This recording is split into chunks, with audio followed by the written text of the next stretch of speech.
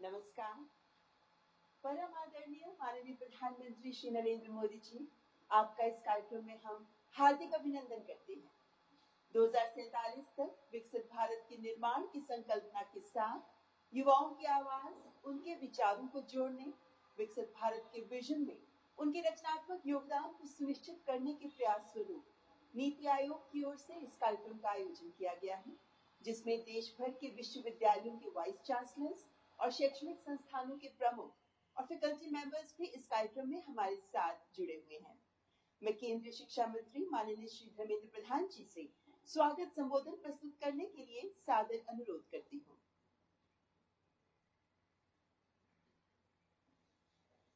माननीय राज्यपाल एवं उपराज्यपाल समूह, प्रतिष्ठित कुलपति, निर्देशक और उच्च शिक्षा संस्थानों की सभी आदरणीय फैकल्टी समूह, नमस्कार।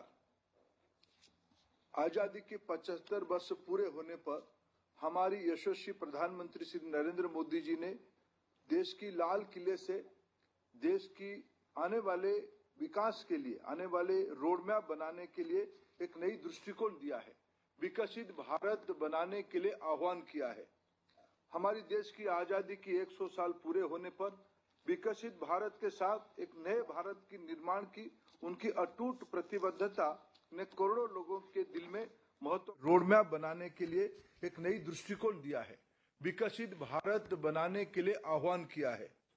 हमारी देश की आजादी की 100 साल पूरे होने पर विकसित भारत के साथ एक नए भारत की निर्माण की उनकी अटूट प्रतिबद्धता ने करोड़ों लोगों के दिल में महत्वाकांक्षा और आशा की दीपक जलाया है।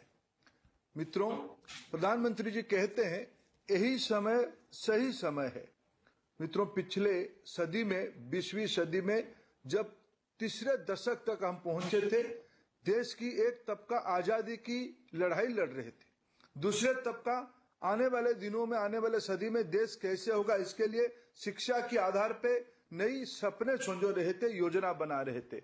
आज आवश्यकता है हम समाज की सभी घटकों को, विशेष करके शिक्षाविदों को, विद्यार्थियों को शिक्षा से जुड़े हुए, पढ़ाते हुए आज हम सभी का परम सौभाग्य है उसको एक जन आंदोलन की रूप देने के लिए प्रधानमंत्री नरेंद्र मोदी जी ने खुद आज देश की सभी मान्यगण्य शिक्षाविदों को, उसके माध्यम से देश की शिक्षा जगत को संबोधित करने का एक अवसर हम सभी के लिए बनाया है। मित्रों, इस विमर्श में नया आशा, आकांक्षा समाज की सभी विषयों के ऊपर, राजनीति, समाज नीति, अर्थनीति, टेक्नोलॉजी, इनोवेशन, नई रोजगार की सृजन और विश्व की एक नया दृष्टिकोण बनाने के लिए आज प्रधानमंत्री जी देश के सामने नया कल्पना रख रहे हैं। हमारी सारे एजुकेशन इंस्टीट्यूशन इसकी द्योतक बननी चाहिए। आज हमारी दायित्व है इस विमर्श को देश की नई पीढ़ी के अंदर, हमारे कुलपति, हमारे डायरेक्टर्स, हमारे प्रोभोस्ट, हमारे सारे फैकल्टी, जैसे आजादी की लड़ाई के समय में सभी के अपने अपने दायित्व था, आज प्रधानमंत्री जी ने आह्वान किया है सभी को अपना कर्तव्य करना पड़ेगा। मित्रों, आइए आज हम लोग अपने कर्तव्य की, अपने हिस्सा की जिम्मेवारी को संभालें और अमृत काल में विकसित भारत हम सभी की जीवन की एक बड़े लक्ष्य हो। हम सभी की योगदान में शिक्षा को आधार करके हमारी व्यापक परिवार एक नया भारत, नया विश्व की सृजन करे। G20 की मंच पे प्रधानमंत्री जी ने विश्व को एक नया मार्गदर्शन किया है, वसुधैव कुटुंबकम की। आज उसी कड़ी में हम शिक्षा जगत से एक अमृत निकालें, जिसमें हम माननीय प्रधानमंत्री की जो आज मार्गदर्शन रहेगा, जो आह्वान रहेगा, इसी को आज एक जन आंदोलन को एक प्रजातांत्रिक तरीके से साकार करने के लिए सभी की योगदान चाहिए, सभी की विमर्श चाहिए। मैं हम सब की ओर से माननीय प्रधानमंत्री जी का पुनः आभार प्रकट करता हूं और उनको निवेदन करता हूं हम सभी को आह्वान करें, मार्गदर्शन करें।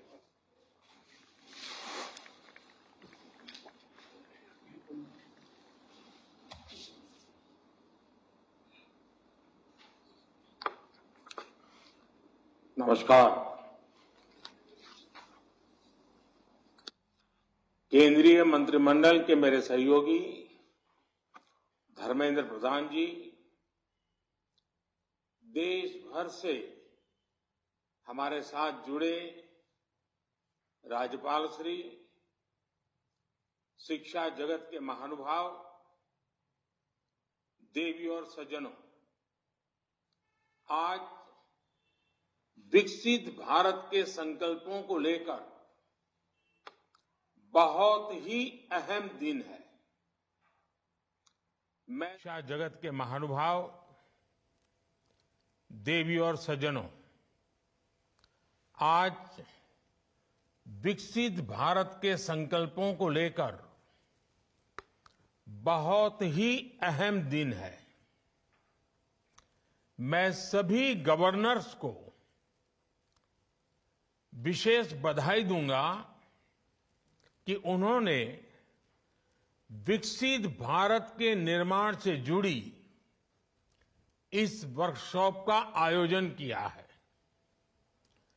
देश की युवा शक्ति को दिशा देने का दायित्व जिन साथियों पर है, उनको आप एक मंच पर लाए हैं। शिक्षण संस्थानों की भूमिका व्यक्ति निर्माण की होती है और व्यक्ति निर्माण से ही राष्ट्र निर्माण होता है। और आज जिस कालखंड में भारत है, उसमें व्यक्ति निर्माण का अभियान बहुत ज्यादा अहम हो गया है। मैं आप सभी को वॉइस ऑफ यूथ वर्कशॉप की सफलता के लिए अग्रिम शुभकामनाएं देता हूं। साथियों, हर देश को इतिहास एक ऐसा कालखंड देता है जब वो अपनी विकास यात्रा को कई गुना आगे बढ़ा लेता है। ये एक तरह से उस देश का अमृतकाल होता है। भारत के लिए ये अमृतकाल इसी समय आया है। ये भारत के इतिहास का वो कालखंड है जब देश एक क्वांटम जंप लगाने जा रहा है। हमारे इर्द गिर्द ही ऐसे अनेक देशों के उदाहरण हैं जिन्होंने एक तय समय में ऐसा ही क्वांटम जंप लेकर खुद को विकसित बना लिया। इसलिए ही मैं कहता हूं, भारत के लिए भी यही समय है, सही समय है।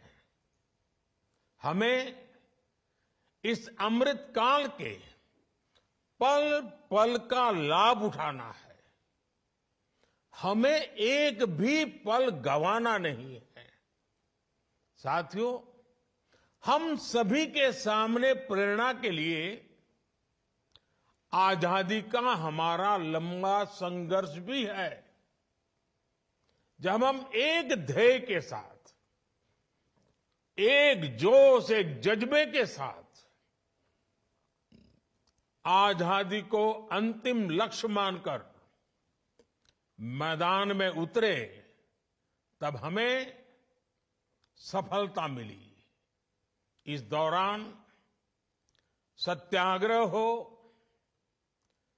क्रांति का रास्ता हो, स्वदेशी को लेकर जागरूकता हो, सामाजिक और शैक्षिक सुधार की चेतना हो, ये सारी धाराएं एक साथ मिलकर आजादी के आंदोलन की ताकत बन गई थी। इसी कालखंड में काशी हिंदू विश्वविद्यालय, लखनऊ विश्वविद्यालय, Vishwa Bharati, Gujarat Vidyapith, Nagpur university, Annamalai university, Andhra university, university of Kerala, ऐसे अनेक संस्थानों ने देश की चेतना को सशक्त किया। यही वो कालखंड था जब हर धारा में युवाओं के भीतर आजादी को लेकर नई चेतना का संचार हुआ। आजादी के लिए समर्पित एक पूरी युवा पीढ़ी खड़ी हो गई। एक ऐसा विचार देश में बन गया कि जो भी करना है वो आजादी के लिए करना है और अभी करना है। कोई चरखा काटता था तो वो भी आजादी के लिए, कोई विदेशी सामान का बहिष्कार करता था वो भी आजादी के लिए, कोई काव्य पाठ करता था वो भी आजादी के लिए, कोई किताब या अखबार में लिखता था वो भी आजादी के लिए, कोई अखबार के पर्चे बांटता था वो भी आजादी के लिए। ठीक इसी तरह आज हर व्यक्ति, हर संस्था, हर संगठन को इस प्रण के साथ आगे बढ़ना है कि मैं जो कुछ भी करूंगा वो विकसित भारत के लिए होना चाहिए। आपके लक्ष्य, आपके संकल्पों का ध्येय एक ही होना चाहिए, विकसित भारत। एक शिक्षक के तौर पर आप ये सोचें कि ऐसा क्या करेंगे कि विकसित भारत के लक्ष्य में देश की मदद हो। एक विश्वविद्यालय के तौर पर आप ये सोचें कि ऐसा क्या करें कि भारत तेजी से विकसित बने। आप जिस क्षेत्र में हैं वहां ऐसा क्या हो, किस तरह हो कि भारत विकसित बनने के अपने मार्ग में तेजी से आगे बढ़े। साथियों, आप जिन एजुकेशन इंस्टीट्यूट को रिप्रेजेंट करते हैं वहां आपको देश की युवा ऊर्जा को इस एक लक्ष्य के लिए चैनलाइज करना है। आपके संस्थानों में आने वाला हर युवा कुछ न कुछ विशेषताओं के साथ आता है। उसके विचारों को चाहे वो कितने भी विविध क्यों न हो, उन सबको विकसित भारत के निर्माण की धारा से जोड़ना है। मैं चाहूंगा कि आप सभी विकसित भारत @2047 के विजन में कंट्रीब्यूट करने के लिए अपने दायरे से बाहर जाकर भी सोचें, आउट ऑफ बॉक्स सोचें। देश के हर कॉलेज और यूनिवर्सिटी में अधिक से अधिक युवा इस अभियान में शामिल हो सके, इसके लिए भी आपको विशेष अभियान चलाना चाहिए, नेतृत्व करना चाहिए, सरल भाषा में चीजों को व्याख्यायित करना चाहिए। आज ही माय गॉव के अंदर विकसित भारत @2047 सेक्शन लॉन्च हुआ है। इसमें विकसित भारत के विजन के लिए आइडियाज का एक सेक्शन है। और क्योंकि आइडिया की शुरुआत ही आई से होती है, इसलिए इसमें ऐसे आइडिया चाहिए जिसमें वर्णन हो कि मैं स्वयं भी क्या कर सकता हूं। और आइडिया में जैसे आई सबसे पहले है, इंडिया में भी आई सबसे पहले है। यानी अगर हमें सफलता पानी है, लक्ष्यों की प्राप्ति करनी है, उचित परिणाम लाना है, तो स्वयं के आय से ही शुरू होता है। इस माईगॉव पर, इस ऑनलाइन आइडियाज के पोर्टल पर 5 अलग अलग थीम्स पर सुझाव दिए जा सकते हैं। सबसे बेहतरीन 10 सुझावों के लिए पुरस्कार की भी व्यवस्था की गई है। साथियों, जब मैं सुझावों की बात करता हूं तो आपके सामने खुला आसमान है। हमें देश में एक ऐसी अमृत पीढ़ी को तैयार करना है जो आने वाले वर्षों में देश की कर्णधार बनेगी, जो देश को नेतृत्व और दिशा देगी।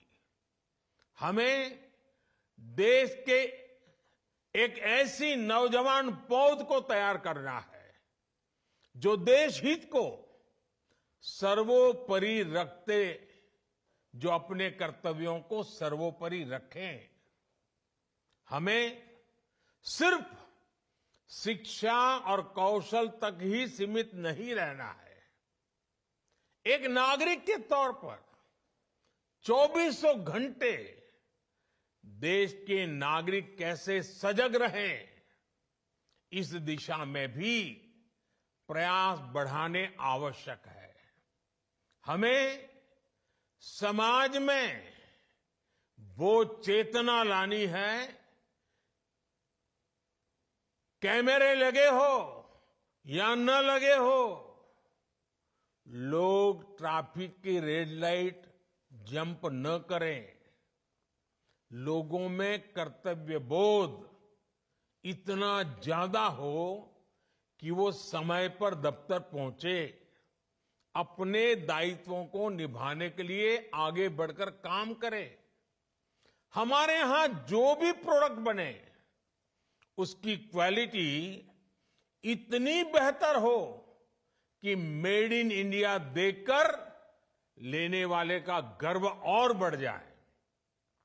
जब देश का हर नागरिक जिस भी भूमिका में है, जब वो अपने कर्तव्यों को निभाने लगेगा तो देश भी आगे बढ़ चलेगा।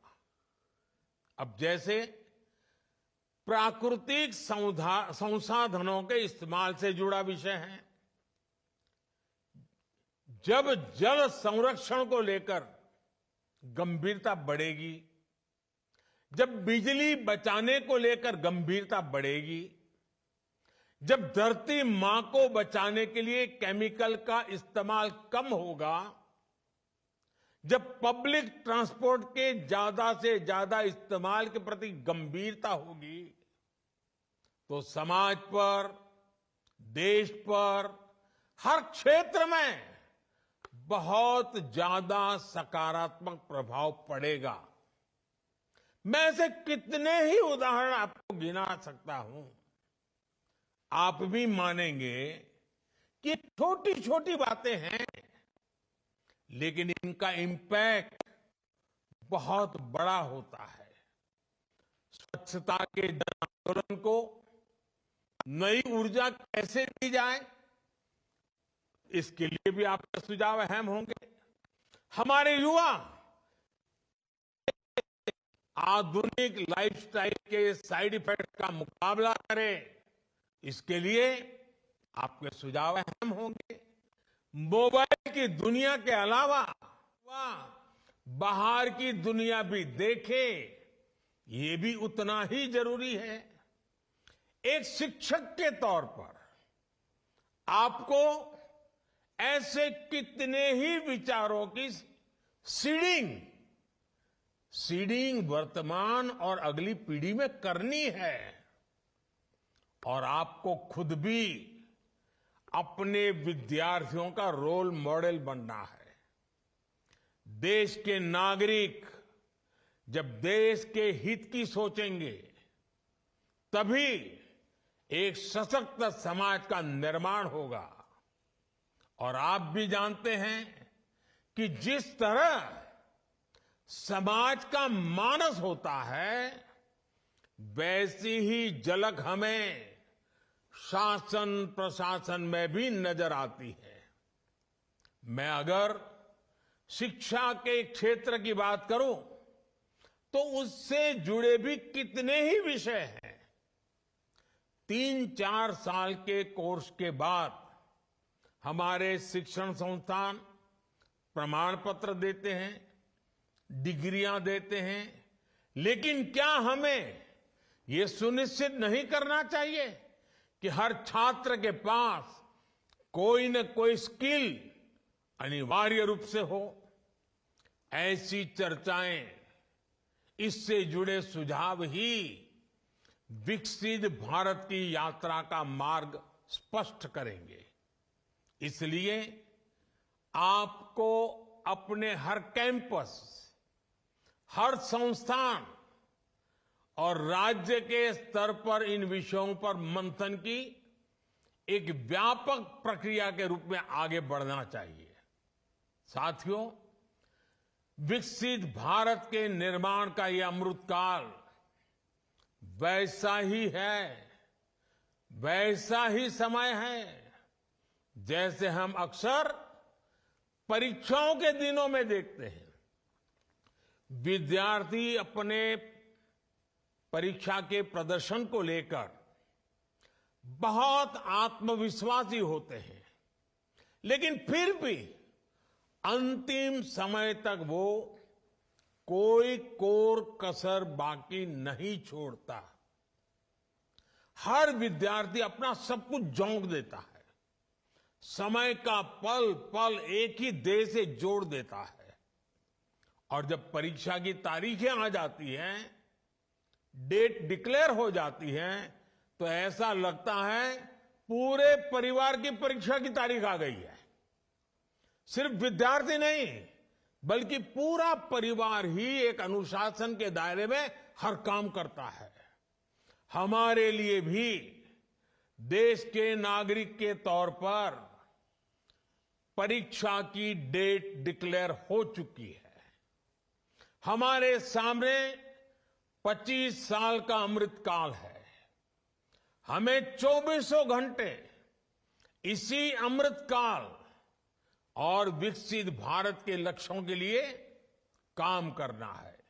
यही वातावरण हमें एक परिवार के रूप में बनाना, ये हम सबकी सामूहिक जिम्मेवारी है। साथियों, आज दुनिया की आबादी तेजी से बुजुर्ग हो रही है और भारत युवा शक्ति से सशक्त है। एक्सपर्ट बताते हैं कि आने वाले 25-30 वर्षों तक वर्किंग एज पॉपुलेशन के मामले में भारत सबसे अग्रणी रहने वाला है। इसलिए भारत के युवाओं पर पूरी दुनिया की नजर है। युवा शक्ति एजेंट ऑफ चेंज भी है और बेनिफिशियरीज ऑफ चेंज भी है। आज जो युवा साथी कॉलेज और यूनिवर्सिटीज में हैं, उनके कैरियर को भी यही 25 साल तय करने वाले हैं। यही युवा नए परिवार बनाने वाले हैं, नया समाज बनाने वाले हैं। इसलिए ये तय करना कि विकसित भारत कैसा हो, ये हक भी सबसे अधिक हमारी युवा शक्ति को ही है।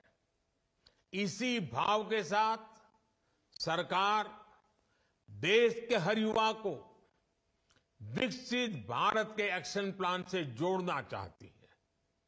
देश के युवाओं की आवाज को विकसित भारत के निर्माण की नीति रणनीति में ढालना चाहती है। युवाओं के साथ आप सबसे ज्यादा संपर्क में रहते हैं। इसलिए इसमें आप सभी साथियों का योगदान बहुत महत्वपूर्ण होने वाला है। साथियों, हमें प्रगति के जिस रोड मैप पर चलना है वो सिर्फ सरकार तय नहीं करेगी, उसे देश तय करेगा। देश के हर नागरिक का इनपुट उसमें होगा, सक्रिय भागीदारी इसमें होगी। सबका प्रयास यानी जन भागीदारी एक ऐसा मंत्र है जिससे बड़े से बड़े संकल्प सिद्ध होते हैं। स्वच्छ भारत अभियान हो, डिजिटल इंडिया अभियान हो, कोरोना से मुकाबला हो, वोकल फॉर लोकल होने की बात हो, हम सभी ने सबका प्रयास की ताकत देखी है। सबका प्रयास से ही विकसित भारत का निर्माण होना है। आप सभी विद्वज्जन स्वयं भी देश के विकास के विजन को शेप करने वाले लोग हैं, युवा शक्ति को चैनलाइज करने वाले लोग हैं। इसलिए आपसे अपेक्षाएं कहीं अधिक हैं। ये देश का भविष्य लिखने का एक महाअभियान है। आपका हर सुझाव विकसित भारत की इमारत की भव्यता को और निखारेगा। एक बार फिर आप सभी को आज के इस वर्कशॉप की तो शुभकामनाएं देता हूं, लेकिन आज से जो आंदोलन शुभारंभ हो रहा है और मेरा पक्का विश्वास है कि 2047 तक हम विकसित भारत बना सकते हैं, मिलकर के बना सकते हैं। आज यात्रा का आरंभ हो रहा है। नेतृत्व शिक्षाविदों के हाथ में है, नेतृत्व विद्यार्थियों के हाथ में है, नेतृत्व शिक्षण जगत की इंस्टीट्यूशंस के हाथ में है। और ये अपने आप में देश बनाने वाली और स्वयं को भी बनाने वाली पीढ़ी का कालखंड है। उन सब के लिए मेरी बहुत बहुत शुभकामनाएं हैं। धन्यवाद।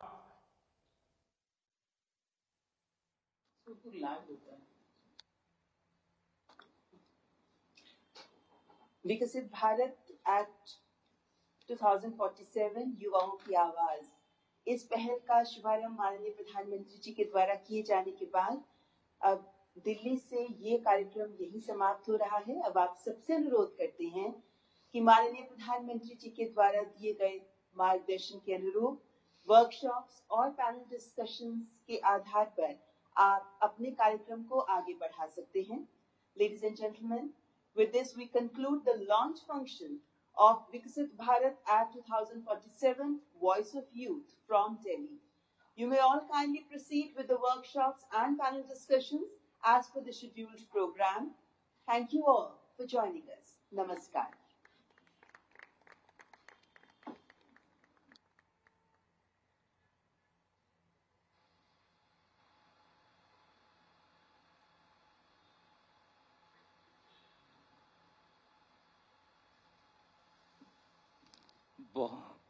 बहुत बहुत धन्यवाद आदरणीय प्रधानमंत्री महोदय का इस बहुत ही शानदार उद्बोधन के लिए, जिसमें आने वाले समय के लिए उन्होंने बहुत सारी योजनाएं हम यहाँ शिक्षा प्रमुखों को दी है।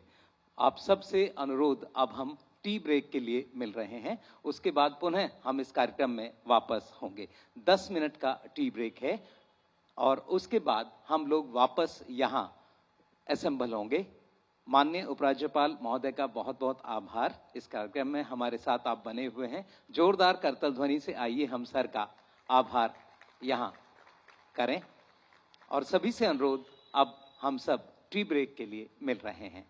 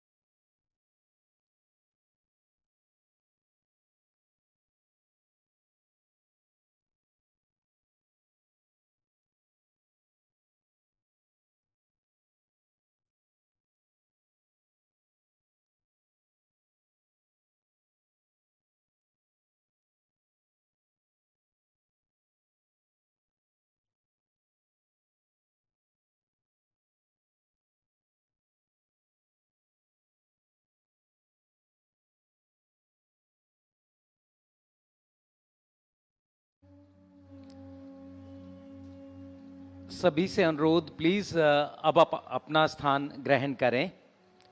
माननीय उपराज्यपाल महोदय हम सबके साथ कार्यक्रम स्थल पर मौजूद हैं और हम सब द्वितीय सत्र आज के इस वर्कशॉप का प्रारंभ करना चाहते हैं।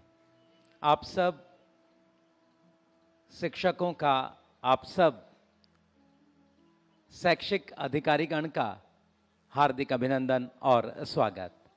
शिक्षा के क्षेत्र में लगातार आप सब के काम को हम पूरा सम्मान देते हैं और आज का ये सत्र, जैसा माननीय प्रधानमंत्री महोदय ने भी अपने संबोधन में आप लोगों से अनुरोध किया है।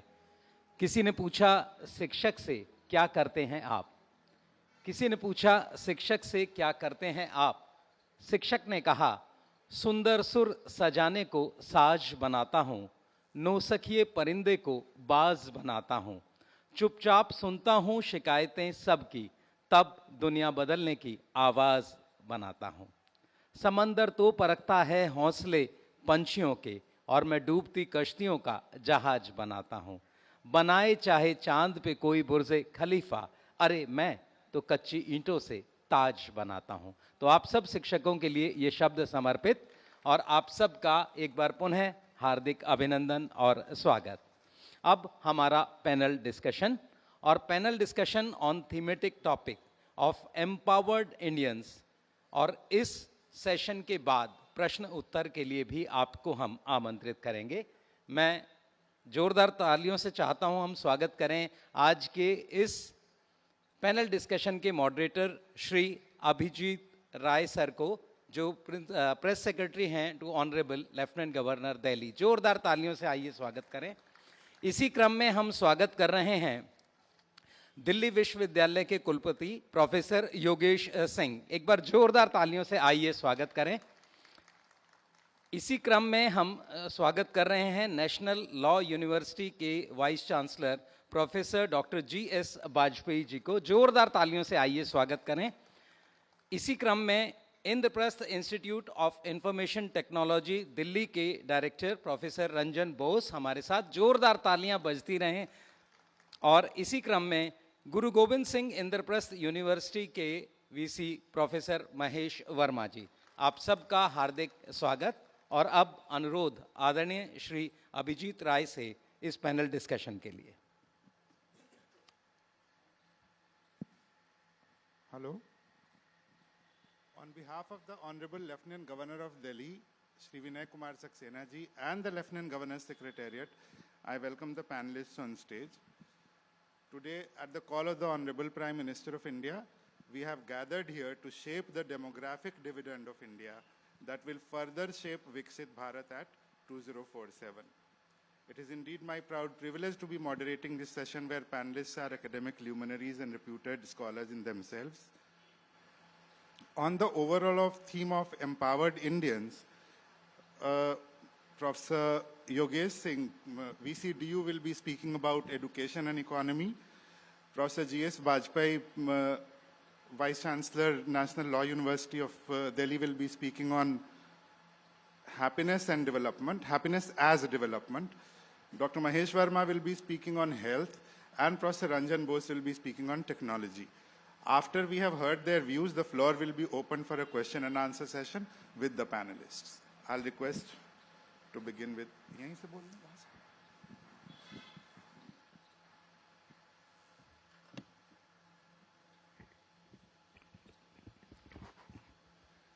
Good morning to all of you.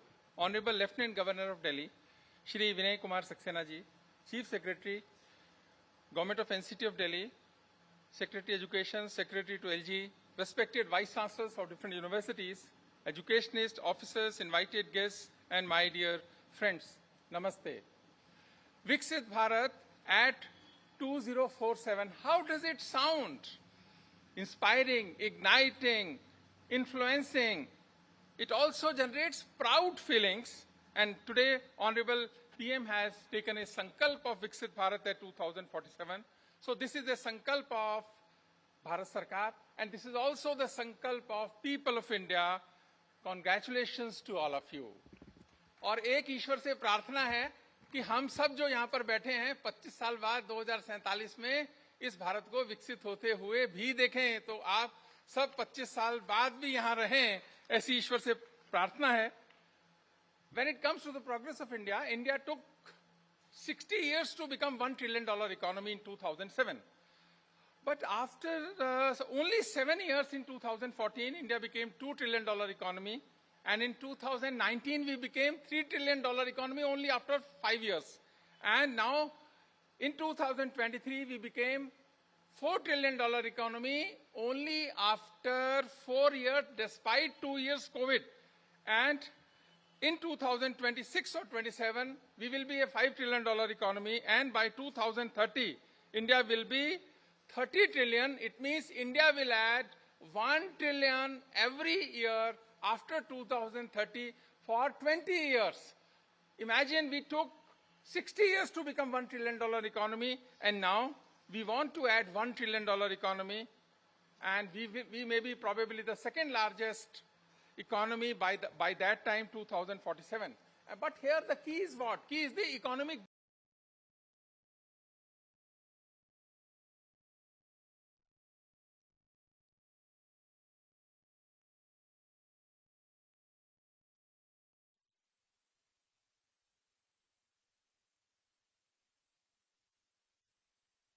They could do it, their economic miracle in 1950s, 60s and 70s. But our challenges are very different. Because in 21st century now, we have to accelerate growth rate without compromising these sustainable development goals. When they were progressing, these goals were not there. So their instruments should not be replicated in 21st century. That we have to keep in mind. We need the growth rate of 9 to 10%. For next 20 years, and to achieve this, we need empowered citizens. We need empowered Indians. But when we say empowered Indian, what is the meaning? Meaning is innovative Indians, responsible Indians, educated Indians, patriotic Indians, energetic Indians, positive, enthusiastic. Saksham Bharatiya, Samarth Bharatiya. Usko banane ka kaam kiska hai? Biggest possible responsibility which is given to the education institutions of our country, we should understand this. Now the question is, how can we accelerate the process of empowering Indians? In which sector we should empower our countrymen? Right now, if we have to identify the sectors also, the status is service sector is contributing 54% in the economy. Industry sector is contributing 26% in the economy. Industry, agriculture sector is contributing 20%. But we have to keep one important statistics in mind, that all poor nations, all very poor nations where agriculture sector contributes more than 50%. And in all developed nations, agriculture sector contribution is less than 4%. I'm not saying that agriculture contribution we should bring down. But point is, service and industry sector should be enhanced. And agriculture sector should also be machinized in order to achieve these targets. That's why we have to keep in mind. And very important aspect is whether education drives economy or economy drives education. This is the question which should be discussed in education institutions. But very interesting finding of UNESCO.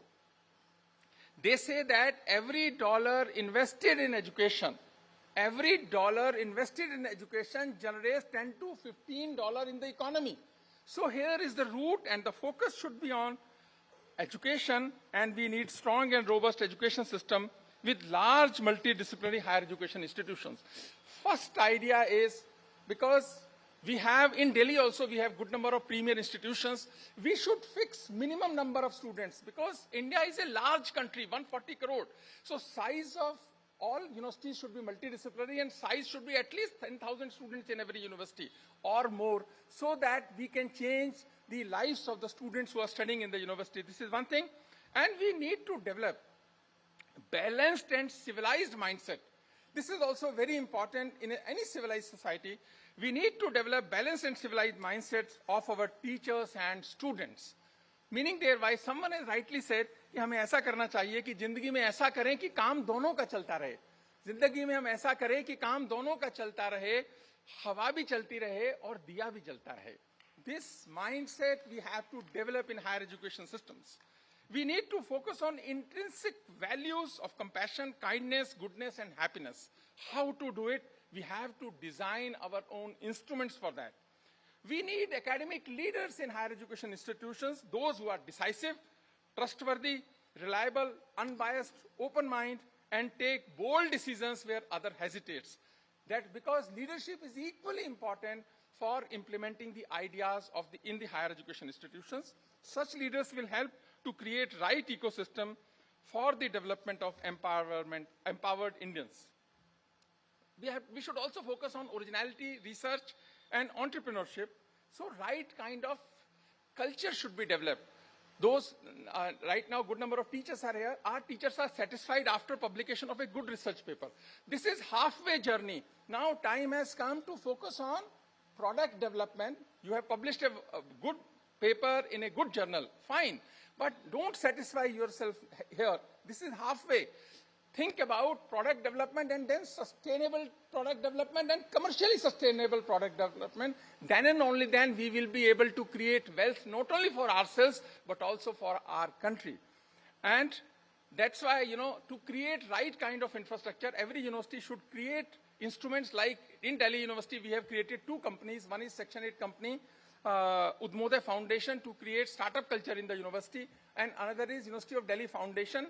Purpose is to generate funding. We, in 21st century, we have grants from the government. Government will keep on doing it, but we have to generate some resources from ourselves also in order to fulfill the dreams of the Honorable Prime Minister of India. And that company is doing work only for generation of the funds for the university. We should then, then now we have to create endowment fund in every university. Endowment fund should be of a good size and endowment fund that should help in the activities of the university. Then every university should have a business park, technology park, because success will come from the technology only. When we say the empowered Indians means what? Those who will be job creators, wealth creators, and growth creators. That's why skill centers should be established in every higher education institutions, industrial zones, and every industry having market capitalization of more than 5,000 crore or profit of 500 crore, they should develop their own specialized skill development centers. By law, we should do it through the CSR so that proper entrepreneurial skills can be provided to the students, and specialized training centers through CSR. For example, if we are establishing an industrial park, then through mandate, every industry of that industrial park should maintain and establish one skill development center. And every school should have a skill laboratories and hands-on workshop. That is fine. But you know, in our schooling system also, our focus is on skills. Yes, reading, writing, speaking, playing, developing understanding. But now hands-on training and skill centers in the schools are also essential. Lastly, now, when we say we have to be a developed nation, it will not happen without the active participation of rural India. And rural India means totally rural economy is based on agriculture and agriculture products. Now, government has provided electricity, water, optical fiber, gas connection, bank accounts, roads, and shauchalaya in every village of our country. So one level has achieved. Now time has come to think beyond that. And beyond that means what? Vertical farming, storage and package industries in the villages, machining in the agriculture, school and college. There should be a school. We have schools in the government schools in every village. But now we should make clusters of the schools, and then every cluster should have a good college and should have a good college and a skill center and financial literacy program for the rural India, and manufacturing should also be transferred to rural India. Remember, unless wealth is produced, democratically spread and celebrated, we cannot achieve our targets. We need 100 big Indian brands and companies like Apple. Thereby, what is the size of Apple is $1 trillion. We need at least 100 Indian companies by 2047 of the size of Apple, $1 trillion, so that they will be able to help us to accelerate the economic growth of our country. If we are able to, and we will be able to maintain this 9 to 10% growth for another 20 years, we will be a developed nation. हम सब उसके साक्षी बनेंगे. ईश्वर से ऐसी प्रार्थना. आप सबका बहुत बहुत आभार. Thank you, Professor Yogesh Singh. In fact, the panel would be happy to know that Honorable LG himself has been on many occasions, on many addresses to faculties, and has been speaking about knowledge-driven economy and education being the alchemy for 2047. So I think it was in line with that. I'll now invite Professor Bajpai to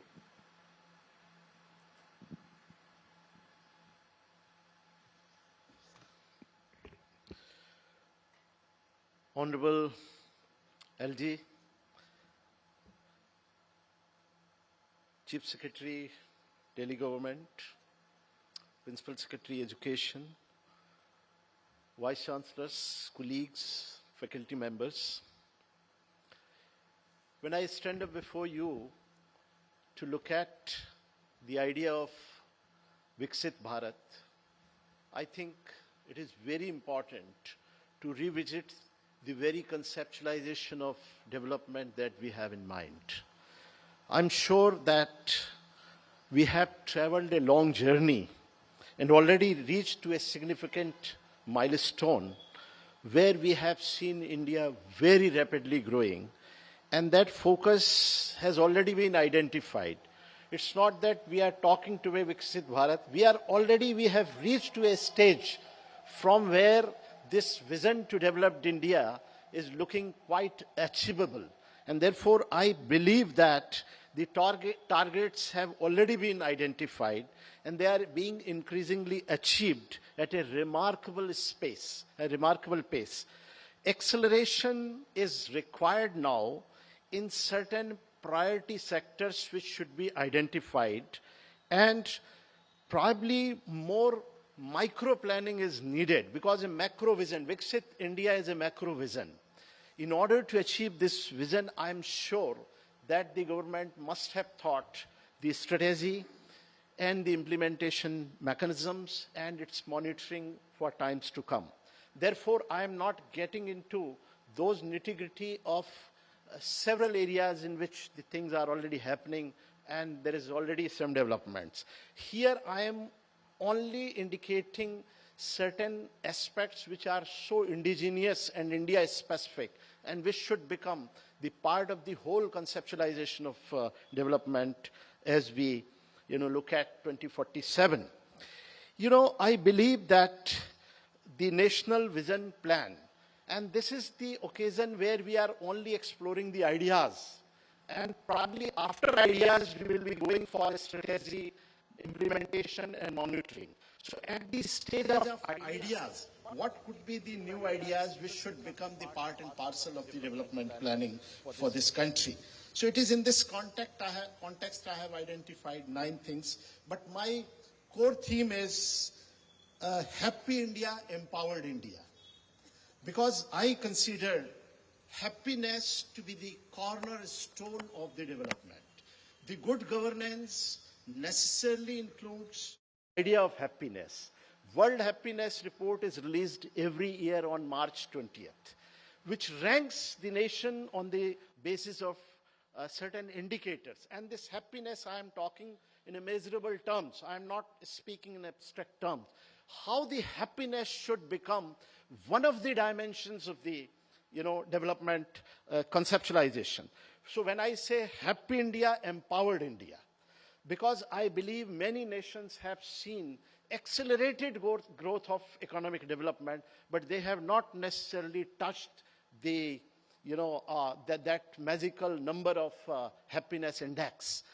The example is America, where despite accelerated development, they couldn't achieve high score on happiness. On the contrary, the Scandinavians have achieved a remarkable peace, progress, economic development, along with a very good sense of happiness. Japan is another country. So I believe that that happiness, which includes 6 factors: gross domestic product, GDP, life expectancy, generosity, social support, freedom, absence of corruption, and trust, benevolence, state efficiency, altruistic behavior, and impact of social media. I believe non-material aspects of development are very important to this country. In this country, people may not have money, but they are content and happy. This is very important, that money will not bring all kind of development. Materialistic development ought to be aligned with the happiness score. Therefore, I believe that this is a big agenda. I know it requires a lot of mobilization. गुलजार साहब ने कहा है कि चंद रातों के ख्वाब उम्र भर की नींदें मांगते हैं. You know? So I believe that there is a lot to be developed, but I put up 7 very important, achievable, targets, which should form the great ideas of development when we look at the Happy India, Empowered India, खुशहाल भारत, समर्थ भारत. ये slogan बहुत important है. और मैं समझता हूं the first thing is comprehensive, sustainable and inclusive development for a country like India. Because meaning of development in India is very different from meaning of development in Europe. Europe, America, they are homogeneous country where economic progress will percolate equally among all sections. India is highly diversified in all respect, and therefore economic gains are not likely to impact all the sections uniformly. Therefore, inclusiveness in the development is very important. Divides which are already being created by, pseudo developments ought to be aligned along the, inclusivity. So my first is comprehensive, sustainable and inclusive developed India. Morally, spiritually and culturally developed India. Social indicators are often ignored in the race of materialistic development. Why Kerala is better than many states? Because the social development index of Kerala is much better than many states who are otherwise prosperous in north like Haryana and Punjab. Therefore, we need to create a different kind of index of development for India. And this is going to be the first task of the educationists, to create that index of development that this country will aspire to achieve. Third is human development induced India. Human development is already very, very important, and the indicators are already identified. And we have already achieved certain level of progress. So third focus should be that. Fourth focus should be scientifically innovated India. And here the youth is going to be very, very important, because 70% scientific innovation and development has something to do with the energy of the youth and their education. Fifth is digitally empowered India. I'm not speaking on, but this is a roadmap. And sixth is efficiently governed and administered India. If you see the progress, prosperity, peace and happiness, those countries are always much better placed who are having a perfect rule of law, a transparent government and efficient government. So there is a relationship between development and governance. I think this relationship has to be properly decoded to make it a part of the development index for this country. I am again giving the example of Scandinavian countries. So they are the happy country. They are those countries where crime rate is lowest in the world. So their rule of law is better, development is better, happiness index is better. So probably this relationship has to be, examined. And seventh is business efficient India. Ease of doing business in this country has to be, made quite efficient. At the moment, the nation ranks at probably number 60 out of some 140 nations. So business efficient India means a lot of process have to be done, which make this country. And seventh is prosperous India. And definitely we would like the income divide to be uniformed. And because at the moment this nation is very rich, probably the distribution of resources is a huge issue. And therefore, I believe that this can be a very important roadmap. Because development, to my understanding, is not absolute. It is a relative term. We are probably mistaking a fact that we want to be compared with other nations in terms of economic prosperity. But the meaning of development for this country are going to be very, very different. And for us, the development is not absolute, it is relative. So in what terms we want to progress is very, very important. And therefore, the education institutions must start identifying the indicators of development for the country like India. And then probably we would be able to create those strategies and mechanisms through which this goal is going to be realized. And I always believe that development is a continuing process. Suddenly 2047, nothing will happen. It is important that in next 5 years or next 10 years, what we are going to do. And therefore, I feel as we take the example from other countries, the richness, the prosperity, the material development, it is contagious. It has a ripple effect. Once you start registering prosperity, you will find that it is happening everywhere. So these examples are very, very important. Lastly, I would like to very briefly touch when we are able to finalize our roadmap for such kind of identified development and indigenous and tailored to Indian needs kind of development, then we would require a definite kind of capacity building. Capacity building for governance, bureaucracy, institutions, leadership, and through participation. These are very important attributes. At the moment, sometimes you have all kinds of resources. You have a mental preparedness to achieve something, but you are lacking those capacities which are crucial to achieve those kinds of targets which you have set up for it. So for, I think, initial years, all of us need to be enabled in a manner so that we could start functioning in terms of achieving those goals which are quite central to the vision of this happiness. I'll not take much time. I understand that we come from education sector. Education is going to be very, very critical. And I believe that when we come out with this roadmap of development for this nation, all the universities in the country may be requested to make their students as interns to some of those policies which local government is likely to be implemented. So they will become partners to development. I believe that certain policy at micro level would be functioning in all districts, in all states, in all parts of the country. Why can't we mobilize the youth from different universities to become interns with those processes which are quite crucial to the implementation of the development vision for 2047? I feel I'm very elated today to have this vision directly coming from the Honorable Prime Minister, and he has shown us a path which is achievable, workable, and therefore worth emulating for all of us. Thank you for your time and attention. Thank you, Professor Bajpai. Certainly thought-provoking. Professor Ranjan Bose.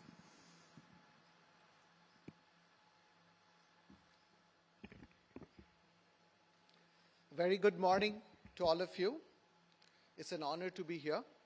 Honorable Lieutenant Governor, Honorable Chief Secretary, Secretary of Education, Vice Chancellors, other dignitaries, and my fellow educators.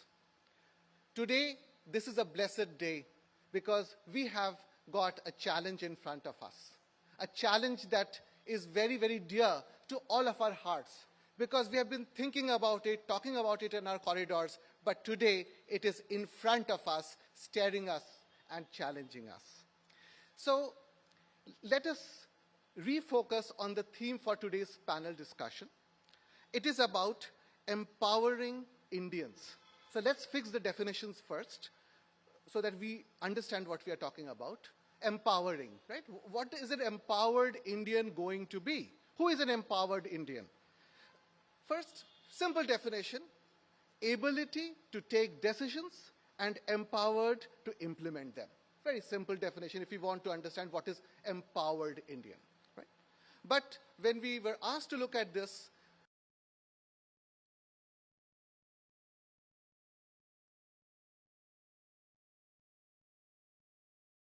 it's a reimagining exercise. Kaisa dikhna chahiye? Parikalpana hai. But we must remember, it is not measuring us to current developed nations. No. This is 25 years in advance. Those are also going to make a progress.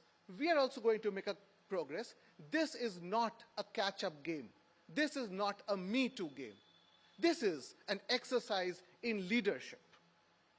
So today's definition of Viksit may not be the definition of Viksit. So we have to be very clear about the goal that we are moving for. Question number 2, what we need to do and what can I do? Honorable Prime Minister says the I is the starting point of India, right? So what can I do? So this is the lens I'm going to talk about. The other very important key point that Honorable Prime Minister made is that Pariksha ki ghanti baj chuki hai. The most important thing we must understand is that time has started. Now, in the panel, we will be talking about many things which we are already doing. The country is doing great. What should we do differently? And the first thing we must remember is if we have to crack the exam, we cannot do business as usual. Linear will not do. The only vocabulary we need is an exponential growth. We need a multiplier effect. So we can keep doing education, we can engage with industry, we can do startups, we can do skilling, improve agriculture. वो तो पहले भी कर रहे थे. नया क्या है? The perspective has to change. Whatever we do, it has to have a multiplier effect. So the next 5 minutes or so, I will be quoting some examples. By no means these can be taken literally because we don't know what the society will be 25 years from now. But everywhere I will try to illustrate by example what do I mean by a multiplier effect. If it doesn't have a multiplier effect, it's not worth doing because, hey, we'll not be a developed nation by 2047. In no order of priority, because already a lot of points have been mentioned. First thing, imagine what a developed society will be in 2047. The first thing Viksit Bharat has to have is a smart Viksit Samaj. People-centric society. That is where we need to focus on. And this society will not become smart by the way. It has to be a technology-enabled smart society. So the first thing we have to look for is a highly integrated society which is completely backed up by data, a data-driven society. We have been using this word knowledge society. We're already there. All of us are completely linked to the huge databases. If I ask you any piece of information, you can give me in minutes. Farmers today have access to knowledge, information. Question is not knowledge or information. We're not moving only up to a knowledge-based society, but one step beyond, which is data. Information in motion, and I will illustrate more about that. Right? That is one thing. So, Viksit Bharat, Viksit Samaj has to be a physical space, integrated seamlessly with a cyberspace. That's the vision. If I have to go to my office today, which path should I take? What are the interconnects I need to do? What will I get for lunch? When I come back, what should be my house condition? Is there food in the fridge? Has it been ordered? What about my medication? Do I need to think about it? No. Most of these decisions will be data enabled. We are not taking away decision-making capability from citizens, but enabling them to make better decisions. So what is the problem I'm solving? I'm solving a simple problem, removing inefficiencies from the system. That is number one that we had. And this will have a multiplier effect. How will it happen? Samay bachega. Effort bachega. There's a reduction in time and energy, and which we should use as Indians to do much more better things, including create scope for happiness. Culture. We are the most culturally advanced country. How much time do we have to listen to good music? We don't. We're too tired by the end of the day. We have to free up time for the society to actually do what India does best. Those are the other. So, knowledge, technology-enabled society, people-centric, inclusivity, very important to have. High-speed trains, but easy to get on and get off. Knowledge-intensive and data-driven society, which will, of course, remove inefficiency. That's my point number one. Point number two, we have to use society to solve society's problem. That's the vision we can have for the future. We're smart people. A certain village or the municipality solved a problem. Can we quickly translate it, modify accordingly, and put that solution multiple places in the country? Do we have an informal or a formal structure to do it? If not, why not? We're not using the multiplicative effect. Everything is not linear. We have to quickly learn from each other. Okay, so coming back to the original question, because we have to keep ourselves empowered Indians, yes. Are we creating a multiplier effect? Yes. I'll move to the next point because I have only limited time. Second is research. But we have been doing research. We have been publishing. Our eminent panelists also said that research has to be done. So what's different? The first thing we have to understand is things have to be done differently to create a multiplier effect. First is money. We looked at some concept papers where said Japan, Germany, South Korea, they all had a transformative moments. But they are today spending anywhere from 3.5 to 5% of their GDP on research. India, 0.7%. These numbers can be debated, but less than 1%. US is spending 10 times, order of magnitude more on research. How can we compete? So this is a question we need to ask. We have Ministry for Science and Technology. It should be Ministry for FIRST, F-I-R-S-T, Futuristic Innovation, for FI, R for Research, Science and Technology. This is the notion. Where is the innovation in there? That is to be ground up. Great point made. Every university should have a translational research center. Honorable Prime Minister said all effort should be towards that single goal. Does it contribute towards making us a developed nation? If not, throw it out of the window. That is the single laser focus we need to have, right? And of course, pipeline has to be there, schools to colleges, to have a seamless interface with the industry. Next point, we have to be leaders in 3 to 4 areas, period, in research and technology. We have to take the pole position, otherwise we are nowhere. Technology is a multiplier. We have to understand this. Quantum technology is not a technology. It is going to enable us to do better weather forecasting, which will help us do better crops. It will do better security. It will do drug discovery. So quantum is not just a technology, it's an enabler. It's a multiplier effect. Generative AI or general purpose AI is not just a technology. It can help me do things better, faster, more efficiently. We need to invest, and we have to get into pole position. It is these 3, 4 things. Quantum technologies, artificial intelligence, then even 3D printing. Every village, why doesn't have a set of 3D printers to print and solve the local problems locally? We should have that. And a couple of more. So, हमें सर्वोपरि बनना है शोध में और research में. Finally, startups. This has been beaten to death. We have so many unicorns. How does it contribute to Viksit Bharat? Right?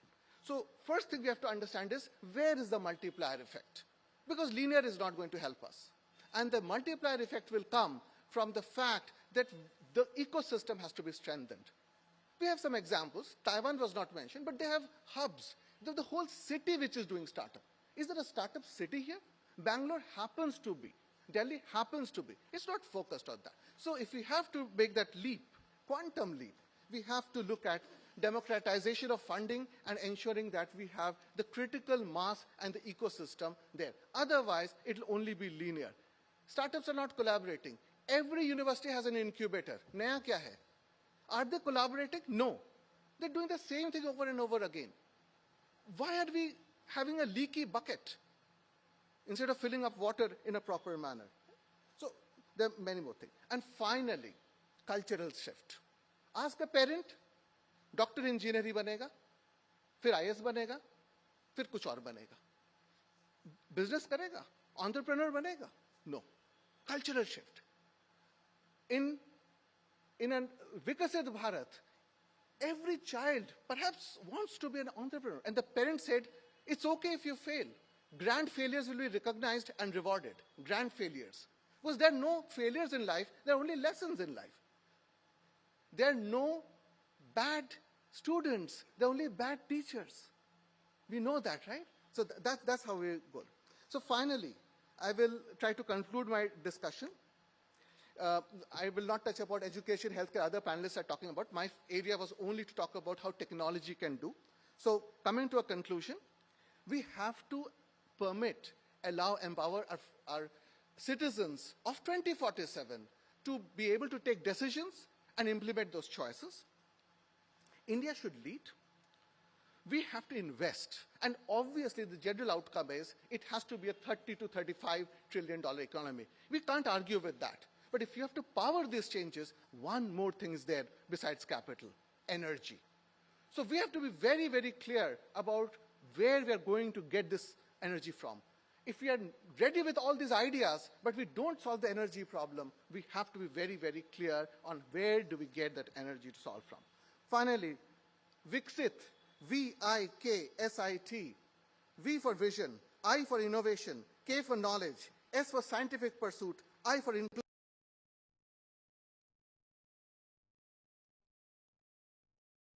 Bharat यही समय है, सही समय है। आह्वान है हमारे सामने, हम करके तो दिखाएंगे। जय भारत।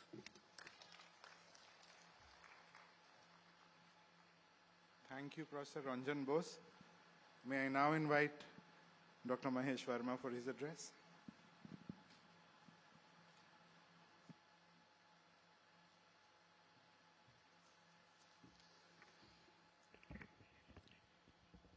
परम आदरणीय कुलाधिपति श्री विनय कुमार सक्सेना सर, आदरणीय CS sir, secretary education, principal secretary to LG, secretary to LG, dear colleagues, सभा में सभी गणमान्य जन, सबसे पहले मैं आदरणीय कुलाधिपति जी का इस अवसर के लिए धन्यवाद प्रकट करता हूं।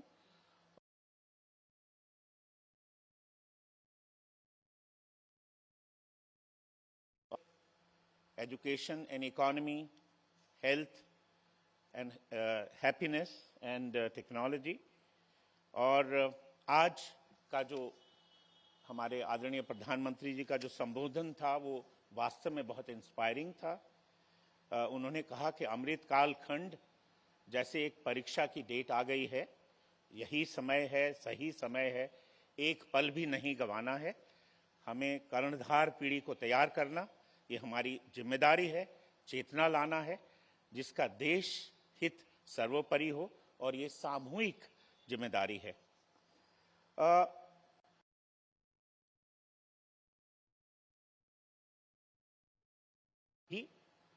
कुछ जिक्र किया, उन्होंने लाइफस्टाइल के बारे में कहा, उन्होंने कोरोना का जिक्र किया, उन्होंने ये भी कहा कि युवा पीढ़ी जल्दी से बुजुर्ग होने जा रही है और कहीं ना कहीं उन्होंने क्वालिटी के बारे में भी जिक्र किया। और एक विकसित भारत की जो अवधारणा जब हम करते हैं और उसमें विभिन्न क्षेत्र आते हैं, बट इसमें मुझे लगता है कि स्वास्थ्य जो है इसका बहुत ही इम्पोर्टेंट रोल है। Healthy nation, happy nation, healthy nation, economically sound nation. In fact, education, health and economy and technology go in hand in hand. Viksit Bharat, a robust and accessible healthcare system is very crucial. It's very vital because healthy population is the foundation of productivity, workforce, thriving economy. Access to healthcare has to be for all, everybody, regardless of their socio-economic status. And Viksit Bharat का यही एक मकसद है कि ये जो gap है between the rural and urban और have and have nots, इसको कैसे हम ब्रिज करें ताकि equitable distribution हो resources का and services का। Affordable healthcare से विकसित भारत वित्तीय बोझ कम कर सकता है और सामाजिक गतिशीलता को बढ़ावा दे सकता है। प्रधानमंत्री जी ने डेमोग्राफिक डिविडेंड का भी जिक्र किया। हमें मालूम है कि हमारी जो median age of our population is about 29 years and young population can only be fully utilized if the population is healthy and productive. So सबसे पहले मैं बताना चाहूंगा कि हम कहाँ हैं हेल्थ में आज, हम कहाँ, व्हाट इज आवर स्टैंडिंग। हमने विकसित भारत की ओर हम अग्रसर हैं, हम अच्छा कर रहे हैं।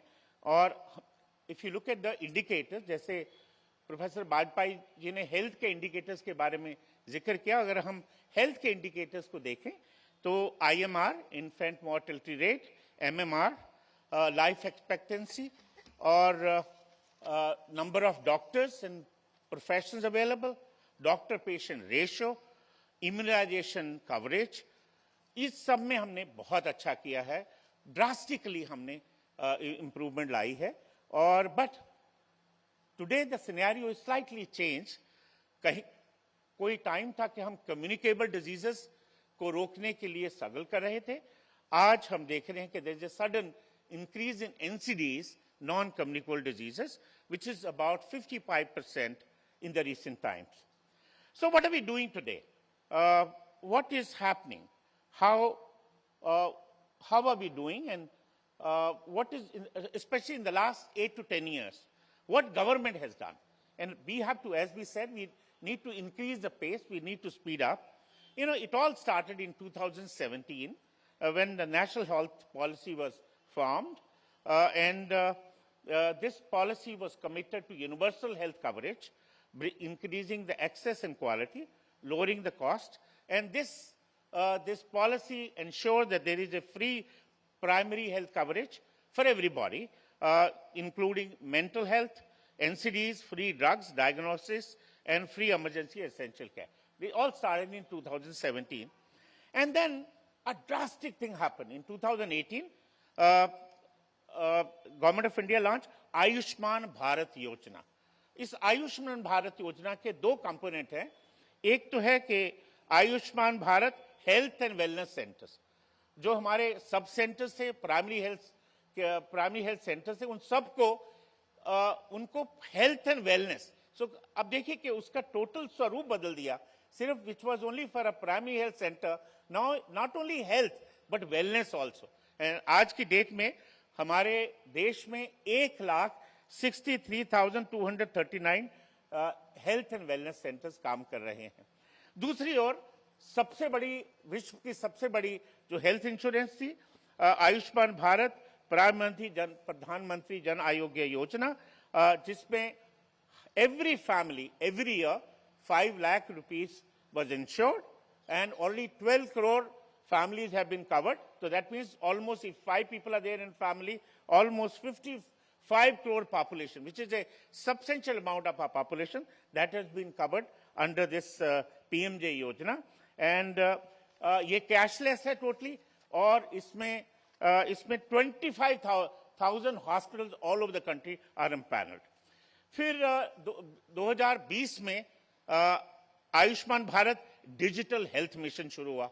You know, because we are talking about technology, we can only, the effect can be multiplied, magnified, only if we bring in technologies. Today we have 23 crore ABHA accounts, Ayushman Bharat health accounts. So 23 crore लोगों के health accounts है जहां उनके जो EHR, उनके जो records हैं वो उपलब्ध हैं.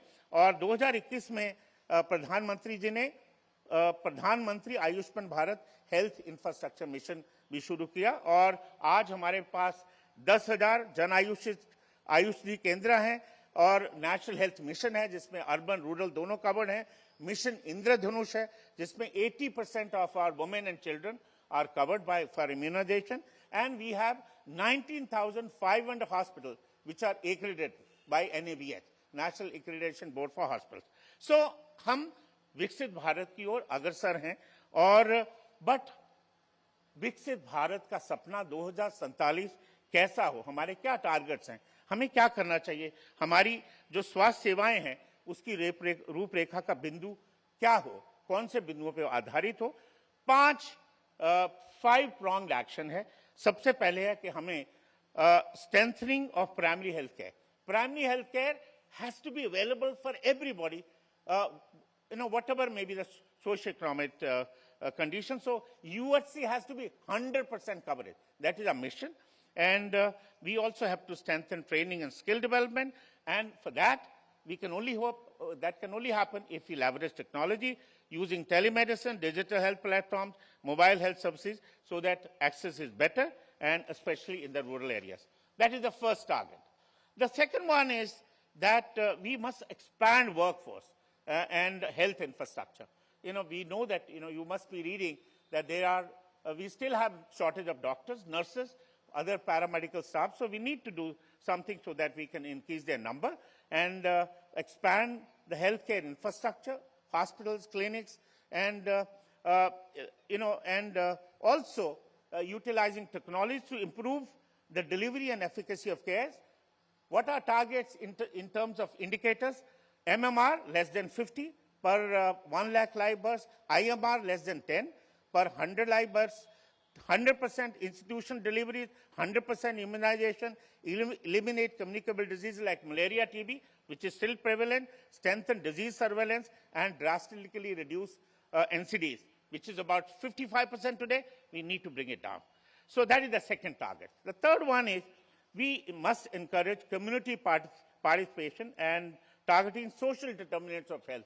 As we develop the social determinants, that's economic, social condition, as is going to improve, certainly it is going to also affect. And जैसे आज प्रधानमंत्री जी ने कहा, शिक्षक हों चाहे टीचर्स हों या नागरिक हों, सबकी जिम्मेदारी है, और कहीं ना कहीं हमें कम्युनिटी पार्टिसिपेशन भी को भी इन्वॉल्व करना है, so that we can bring it better health education, sanitation, nutrition, healthy lifestyle, and also engaging with NGOs and RWOs, civil society organizations, so that we can especially reach the marginalized society of our nation. The fourth target is strengthening health systems, augmenting. Just now, abhi GDP ke baare mein baat kiya ki research ki kitni GDP hai. Today, India is spending about 2.2% of GDP on health. I think it needs to go. Of course, government is working hard on it. If you look at our neighboring countries, China 6%, Brazil 9%, South Africa 8%. We are very sure that there is going to be quantum jump in this, so that we can strengthen the health system. And finally, we need to leverage collaboration. As Professor Ranjan Bose said, that it has to be magnified, multiplied, and that can only happen when you work together. Collaboration at the national level and international level, learn best practices. What is happening? How have been a particular strategy been successful? Learn from each other, and international cooperation on health. And some of our success stories in our own country can be given to the neighboring countries, other developing countries. So that has to be done. So कुल मिला के ये विकसित भारत में स्वास्थ्य सेवाओं का रूपरेखा के प्रमुख घटक हैं, but at the same time, the scenario in the next 25 years is going to change. What are going to be the specific targets or specific strategies? It will depend on what is the need, because the need of the healthcare is changing. As I said, from CD, we are going to NCD, and also evolving needs of the population, also what is going to be the future advancement in terms of technology. So, Viksit Bharat की स्वास्थ्य सेवाओं की विशेषता क्या हो? सार्वभौमिक हो, health for all हो, गुणवत्ता और मानकों पे आधारित हो, प्रभावशाली और प्रभावी हो, that means effective and efficient हो, और सस्ती हो. कहने का मतलब सभी नागरिकों को इसका एक्सेस हो. यही नहीं, हमें अपनी हेल्थ जो सर्विसेज हैं उसको होलिस्टिक भी बनाना है, सस्टेनेबल भी बनाना है. सिर्फ फिजिकल हेल्थ ही नहीं, mental health, emotional health, spiritual health, social health, इन सब का समग्र जो है वो मिश्रण हो. बीमारी के लक्षणों की बजाय हम पूरे व्यक्ति का समाज इलाज करें, इससे ही समाज कल्याण को बढ़ावा देता है. अपने साथ साथ जीव जंतु, फ्लोरा फौना की हेल्थ को भी जोड़ना है, क्योंकि ये एक मानव है जो ये सोच सकता है, और हमें अपनी हेल्थ के साथ हमें जो फ्लोरा फौना, जीव जंतु, उसके बारे में सोचना है. That is what is a sustainable health. और विकसित भारत में स्वास्थ्य सेवाओं को घर घर पहुंचाना एक वास्तव में एक चुनौतीपूर्ण लक्ष्य है, लेकिन ये संभव है. इस लक्ष्य को प्राप्त करने के लिए हमारी यूनिवर्सिटीज, हमारे विश्वविद्यालय, संकायगण, विद्यार्थीगण, सरकार को साथ मिलकर एक स्ट्रैटेजी हमें बनानी है, ताकि हम इसे हासिल करें. और इसके चिंतन और मंथन की जरूरत है, और हम सब इसके लिए यहाँ इकट्ठे हुए हैं. मैं आखिर में सिर्फ दो चीजें कहना चाहता हूं कि यूनिवर्सिटीज का क्या रोल है. हमारी जो हायर एजुकेशन इंस्टीट्यूशंस हैं उनका क्या रोल होगा इसमें। सबसे पहले they can help us building skilled workforce, because we prepare the curriculum, we embed the skills, so we have to see. So all our education has to be competency based, not just theoretical. So that is the way to go about it. Skills, specialized training, augment research. Already has been said so much about research. We need to augment research, especially in health research. I think somewhere we are not doing so well when it comes to health research. Promoting alternative health solutions, focusing on preventive care. We always look at preventive care as a backseat. We always do curative part. I think curative, interstitial, and preventive, that takes a backseat. So that needs to be focused on.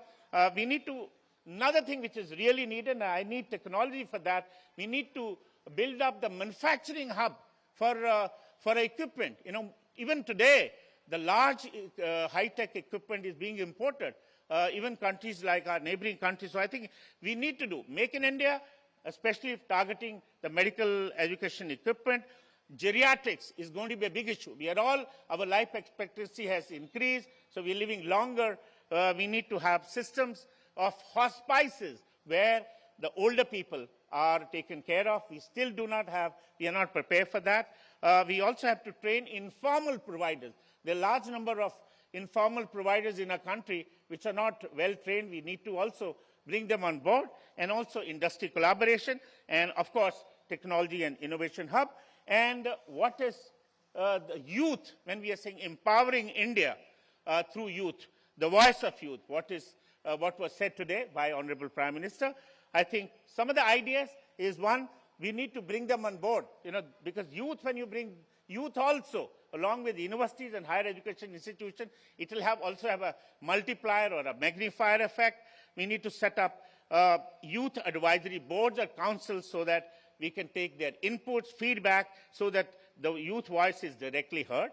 We have to have youth-led innovation hubs where of course, they are already doing it, but we need to augment it for startups, preventive and community-level solutions. I'm talking about healthcare, so we need to involve them more. We also utilize youth for digital health, literacy campaigns, and also bringing advocacy, communication, and raising awareness. Everybody can do that. You don't need only a healthcare professional to do that. And also need to set up consultative workshops and town hall meetings, targeting youth, targeting young people. It's said that the healthcare field is like an ocean. We should involve every youth from all the fields, whether young doctors, young nurses, allied health, manager, administrator, everybody has to be brought on board, and starting youth empowerment programs to take their active role in their community health. They have to be involved so that community health can be affected, collaborating with youth-led organizations, NGOs, student groups, and finally providing internship and volunteer organization. Overseas, everybody does some volunteer work, so we need to bring in they may not be health students, but they can do volunteer work. So, and those who are doing well, they need to be recognized and awarded. As Honorable Prime Minister said in the morning, that youth is a change agent, but can also be benefit of change. Thank you so much. Dhanyavad. Thank you, Dr. Mahesh Verma. I would now open the floor to questions from the audience. You are requested to keep your questions short and crisp, and it goes without saying that it has to be a question, not your opinion or your view about something. मैं panel के विद्वानों से पूछना चाहता हूँ कि आपने विकसित भारत 2047 तक कैसे बनाना है, इस पर विचार तो किया, लेकिन यह भारत विकसित था, इस तरफ आप लोगों की दृष्टि क्यों नहीं गई? और अगर भारत विकसित था, ये आप लोग भी मानते हैं, तो विकसित क्यों था? इस दिशा में बिना सोचे 2047 तक विकसित भारत को बनाने के लिए जो उपाय आपने सुझाए, वो क्या सार्थक हो सकते हैं?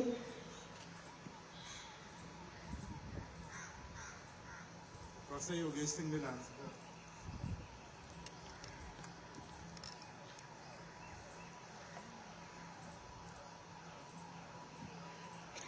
ऐसा है कि भारत विकसित पहले था, बिल्कुल था, और उस समय के जो भी पैरामीटर से उसमें था। पर दूसरी एक सच्चाई और है कि भारत विकसित था तो खतरे भी ज्यादा थे, और इतने 800 बरस की गुलामी भी भारत ने देखी है उसके बाद में। तो ये तो बहुत बड़ा चैलेंज है ही कि आज 23 के जो चैलेंज हैं 47 के बिल्कुल अलग होने वाले हैं। जो विकसित है, जो इमारत जितनी ऊंची होती है उतनी खतरे में होती है। वो खतरे हमारे को इसीलिए एक युवा पीढ़ी तैयार करनी है जो कि देशभक्त हो, देश की चिंता करे, उसकी रक्षा की चिंता करे। और जो पैरामीटर्स उस समय थे उनका तो ध्यान है ही कि भारत यदि एक नॉलेज सोसाइटी बनेगा, ज्ञान से भारत आगे जाएगा और इस दिशा में प्रयास करेगा। Next question. Yeah. Good afternoon, everyone. I am Kamna Sachdeva from Delhi Skill and Entrepreneur University. So I would like to ask honorable panel that where you see energy transition and role of energy transition in the Viksit Bharat. Please elaborate. Anyone can take up the question. Thank you.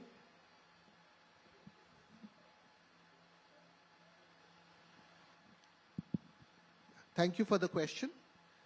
Energy will play a critical role in this transformation. I touched upon it, but just not energy, most likely clean energy, because we have to be very careful about the carbon footprint that we generate while doing so. So we are already investing in it. We will be one of the lead players in solar energy. We've already set foot for it. So we're already on the way, and yes, it will play an instrumental role in this transformation. Good afternoon, everyone. So this question that I have is that number 2047, it seems it has a lot of emotional value attached to it because that is exactly the 100 years after independence. But do we have any logic or any science behind this number that we are going to achieve this target at this year, or I'm sorry to reveal, or we might fail this target? Or what is the significance of this number besides the fact that it is 100 years after independence? आपने खुद ही बताया कि भारत की आजादी के 100 वर्ष होंगे। हमारे लिए बहुत इमोशनल है वो बात। तो 100 वर्ष में अगर 75 वर्ष की हमारी उपलब्धियां इतनी हैं, तो 100 वर्ष तक हम डेवलप्ड भारत होंगे। ये सपना और संकल्प प्रधानमंत्री ने लिया है, और मेरे को तो कोई इसमें संदेह नहीं है कि भारत इसको पूरा कर पाएगा। जब भारत ने जब भी कोई संकल्प लिया है तो उसको पूरा किया है। हम सब अपनी आंखों से डेवलप भारत देखेंगे। सर, केवल इमोशंस पे तो नहीं चल सकते ना, कुछ तो लॉजिक होना चाहिए। केवल हम लोग संवेदनशील हैं काफी, केवल संवेदना पे चलने से तो हम लोग आगे कैसे नहीं, इमोशन से एनर्जी आती है, इमोशन से आगे बढ़ने की ताकत मिलती है। इसीलिए तो आइडियाज इनवाइट किए गए हैं कि आपके पास जो आइडिया हो वो बताएं, हम इंप्लीमेंट करेंगे उनको। ऐसे उसको इकट्ठा करने का ये प्रयास है। मेरा नाम सत्यकेतु सांकृत है। मैं अम्बेडकर विश्वविद्यालय दिल्ली में हिंदी का प्राध्यापक हूँ। सर, मेरा एक प्रश्न सारे पैनलिस्ट से है। जिस विकसित भारत की बात हमारे आदरणीय प्रधानमंत्री जी कर रहे हैं और जिन चुनौतियों की बात कर रहे हैं, क्या उन चुनौतियों को हम उसी नैया के सहारे पार कर सकते हैं जिसकी गलती हमारे पूर्व के शिक्षाविदों ने की थी, जो है भाषा को लेकर?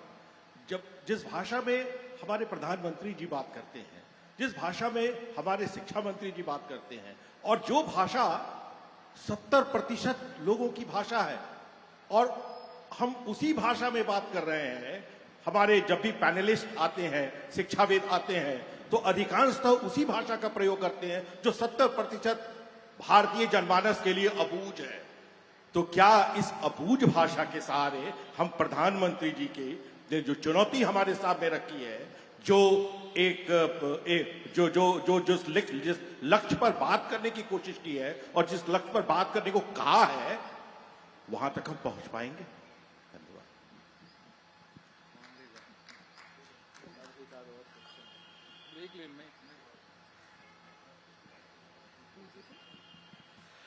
देखिए, मैं ये समझता हूं कि भाषा एक माध्यम है, एक उद्देश्य आपके सामने है, आप किस भाषा में उसको व्यक्त कर रहे हैं, ये दूसरी बात है। अगर आपके पास इच्छा शक्ति है, आपके पास प्लानिंग है और आप उस दिशा में लगातार आगे बढ़ रहे हैं, तो मैं समझता हूं कि ये जो कलेक्टिव एनर्जी है इतने लोगों की, मैं तो ये भी जानता हूँ, इमेजिनेशन रूल द वर्ल्ड जिसको कहते हैं। अगर इतने 143 करोड़ लोग एक साथ किसी चीज पे संकल्पबद्ध होते हैं तो कुछ ना कुछ परिणाम उसके निश्चित रूप से आना संभव है।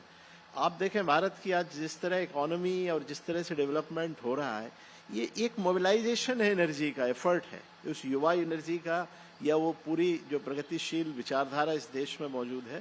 तो मुझे लग रहा है ऐसे लक्ष्य होना सामने जरूर है। जब आपके सामने कोई लक्ष्य होता है तो आप में थोड़ा ऊर्जा संचार तो स्वाभाविक रूप से हो जाता। तो इस तरह से लक्ष्य निर्धारित करना छोटे छोटे, ये बहुत बड़ी बात है और मैं समझता हूँ ये अचीवेबल भी है। Thank you. Good afternoon, sir.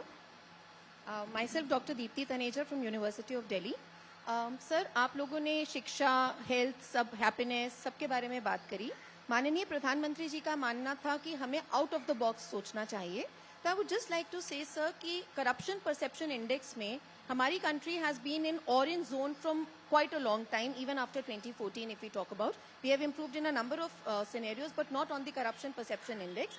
हमारी GDP, almost 30% of the GDP अगर हम बात करें 600 billion annually is the shadow economy. तो सर उसके लिए स्पेशली टेक्नोलॉजी के बारे में आपने बात करी। सर एजुकेशन का मैं मानती हूँ कि उससे भी बहुत इस पे हम इम्पैक्ट ला सकते हैं। Sir we are talking about 1%, 2% numbers on education, health, research. 30% is a huge number and developed nations, विकसित नेशन जो हैं उनका यूजुअली 4 to 8% रहता है। तो सर हम इसके बारे में क्या कर सकते हैं? I would like to have your opinions on that sir. Thank you. Thank you for this question. This is a very precise question. मेरा ये मानना है कि अगर आप देखें वर्ल्ड गवर्नेंस इंडिकेटर्स जो यूनाइटेड नेशंस के हैं, करीब 200 कंट्रीज उन पे काम कर रहे हैं और ज्यादातर कंट्रीज के उस स्ट्रेटेजी में एक एब्सेंस ऑफ करप्शन और एक efficient governance and rule of law establishment, efficiency of rule. तो ये प्रोसेस ऑलरेडी अंडरवे है। इंडिया में भी हम इस पे काम कर रहे हैं और मैं ये समझता हूं, मैंने अपने उसमें टॉक में बोला है कि कैपेसिटी बिल्डिंग बहुत इंपॉर्टेंट है, गवर्नेंस की भी कैपेसिटी बिल्डिंग बहुत जरूरी है। मैं ये समझता हूं कि efficient governance is the best way to reduce corruption. Corruption तब होता है जब ज्यादा कॉम्प्लेक्सिटी सिस्टम में हो। जितनी ट्रांसपेरेंट सिस्टम होगा, जितनी टेक्नोलॉजी इंड्यूस सिस्टम होगा, उसमें चांसेस ऑफ दिस तरह की जो ये हिडन या शेडी प्रैक्टिसेस हैं ये कम होंगी और इंडिया का मार्च उस तरफ से है। अभी दिक्कत क्या है कि हमारे पास इतना डिवाइड है, इतनी डाइवर्सिटी है कि कुछ अच्छा भी होता है तो एक बहुत बड़ी संख्या उससे फिर भी महरूम रह जाती है और वो एक नैरेटिव थोड़ा क्रिएट करती। मैं समझता हूं जो भी डेवलपमेंट की स्ट्रेटेजी बनेगी उसमें absence of corruption and strengthening rule of law will be one of the indicators और वो इसको जरूर एड्रेस करेगा जिसको आप कह रहे हैं। और मेरा ये मानना है कि ये बिल्कुल सही इंडिकेटर है। Hello.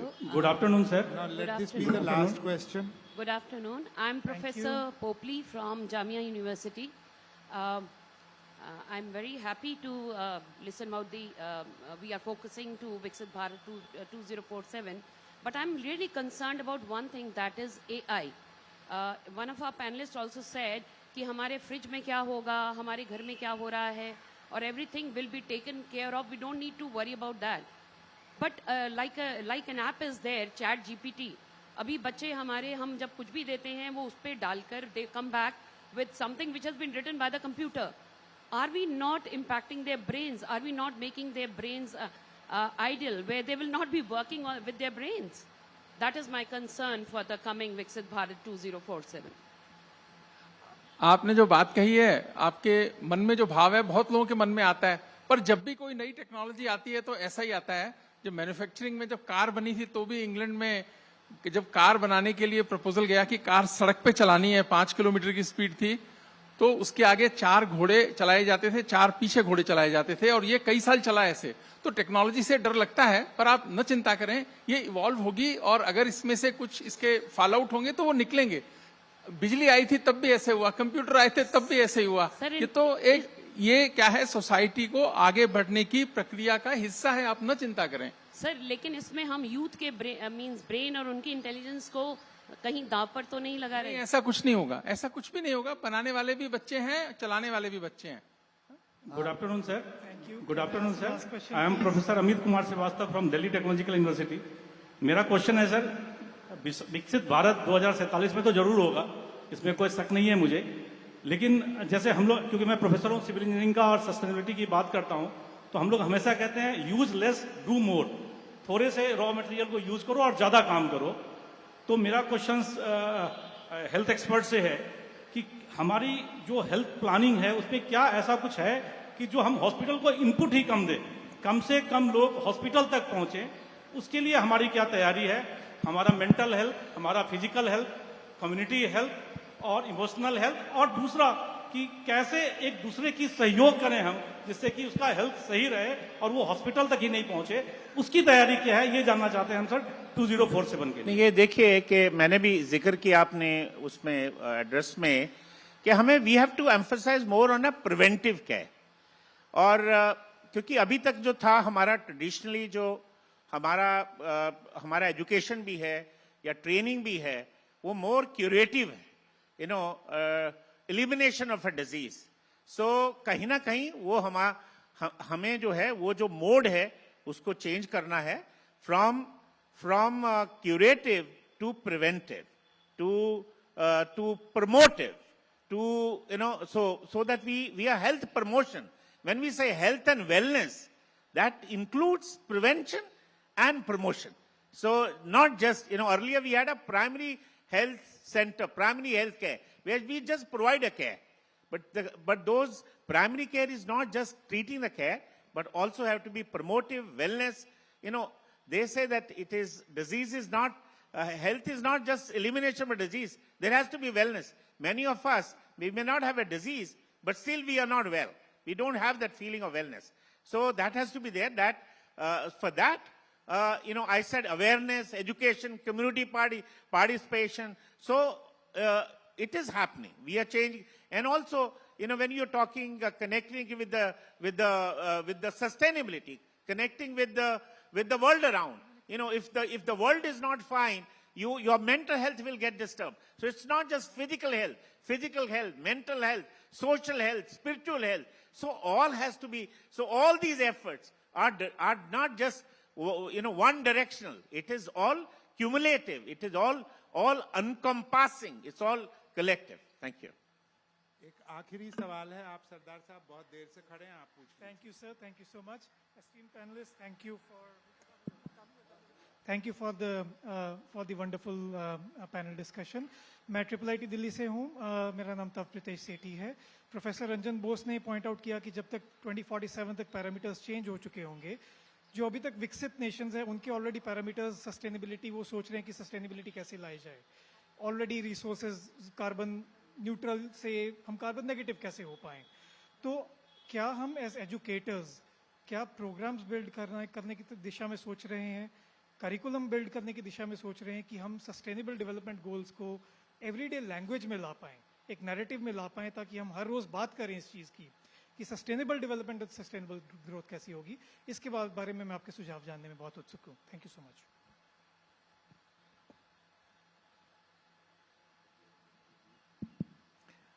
Thank you for the question. तो ये बहुत ही अहम मुद्दा है। सस्टेनेबिलिटी अब हमारे हर वार्तालाप में होना चाहिए। ये सोशल रिस्पॉन्सिबिलिटी है, looking at the degradation that is happening all around us. So हर शैक्षिक संस्थान में इसकी चर्चा होनी चाहिए, परंतु जैसा कि दिखाया गया है ये आज की दिशा नहीं है। दिस SDGs 2030, बट हमारा विजन तो 2047 का है। प्रश्न ये है हमारे सामने कि हमने 2047 के दृष्टिकोण से क्या हमने सस्टेनेबल डेवलपमेंट की परिभाषा की है, और नहीं की है तो क्यों न भारत में इस परिभाषा को लाया जाए। हम यहाँ पर नेतृत्व कर सकते हैं और सस्टेनेबल डेवलपमेंट में वाकई हमें आगे बढ़ना है और विश्व का मार्गदर्शन करना है।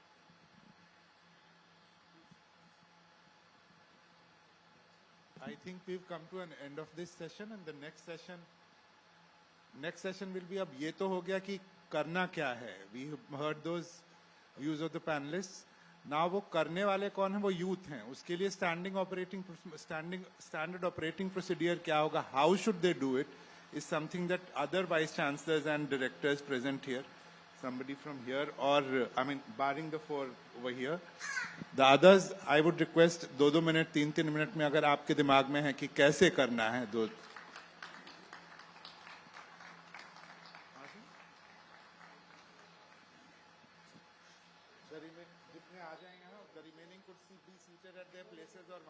बोलने?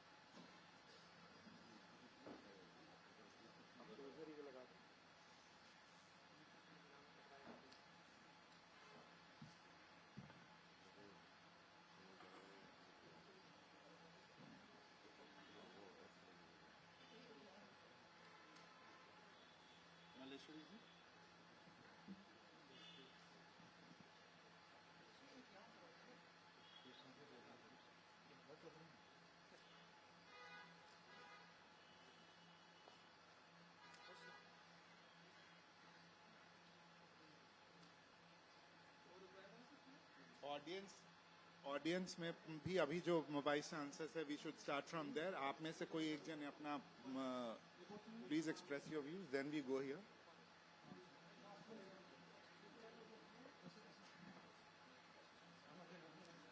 Your ideas about how to go about it is what we are going to the standard operating procedures for the students.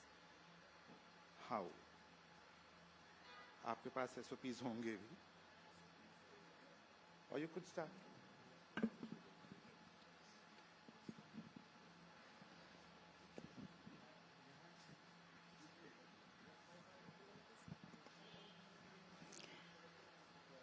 Good afternoon, everyone. Honorable Lieutenant Governor and Chancellor of our university, Chief Secretary, and other luminaries sitting here. We've been given very limited time to speak on the topic, and a very relevant one. How can youth contribute to the Viksit Bharat? Viksit Bharat की जब हम बात करते हैं तो विकसित का अर्थ समझना बहुत ज़रूरी है. विकसित का अर्थ है advancement, advancement in every sphere of life. हमसे पहले जितने भी स्पीकर्स थे वो जो बात कर रहे थे उस सब को लेते हुए आगे बढ़ाते हुए मैं कहना चाहूँगी कि advancement is not only in economic terms but also in social terms. और वो सोशल टर्म्स जब की हम बात करते हैं, हमें पता है कि भारत में युवा शक्ति और युवाओं का रोल बहुत बड़ा रहने वाला है. 29 इयर्स जो है एवरेज एज है युवा की, भारत के युवा की, और वर्ल्ड की 20% युवा जो है भारत में रहता है. वर्ल्ड का 20% युवा जो है वो भारत में रहता है. और इसमें भी जो युवा है वो मैक्सिमम विलेज से आता है, गांव से आता है, और उसका एक्सपोजर, उसकी समझ, उसकी एजुकेशन और जिस पद्धति से वो आ रहा है वो भी बहुत अलग है. तो हमें विकसित भारत में इस तरह के SOPs बनाने हैं जहां हमें वो युवा जो देश के शहरों में है, अर्बन एरियाज में है, और जो युवा गांव में बसता है और वहां से एजुकेशन लेके आया, उनके लिए अलग अलग SOPs होने चाहिए. मेरा मानना है कि ये जो एजुकेशन में मॉडलिंग की ज़रूरत है वो इस तरह से मॉडलिंग की ज़रूरत है कि हमारे गांव से आया हुआ जो युवा है उसके लिए डेफिनेटली अलग पद्धति होनी चाहिए. अभी तक शायद हमने उस पद्धति पे ज़्यादा गौर नहीं किया है, और टेक्नोलॉजी का एक्सपोजर उनके पास कम है, उनके पास अपॉर्चुनिटीज़ भी कम हैं. सत्यकेतु जी ने हिंदी भाषा की बात कही. हिंदी भाषा को लेके हम सब इमोशनल होते हैं, और हिंदी भाषा में बात करना और करिकुलम बनाना और डिलीवरी करना बहुत ज़रूरी है. पर इसके साथ साथ इंग्लिश भाषा का भी डेवलप करना बहुत ज़रूरी है, हमें ये ध्यान रखना है. तो मेरा मानना है कि हमें एसओपीज इस तरह से बनाने हैं कि जो गांव का युवा है उसके लिए अलग फोकस रीमॉडलिंग की ज़रूरत है हायर एजुकेशन में।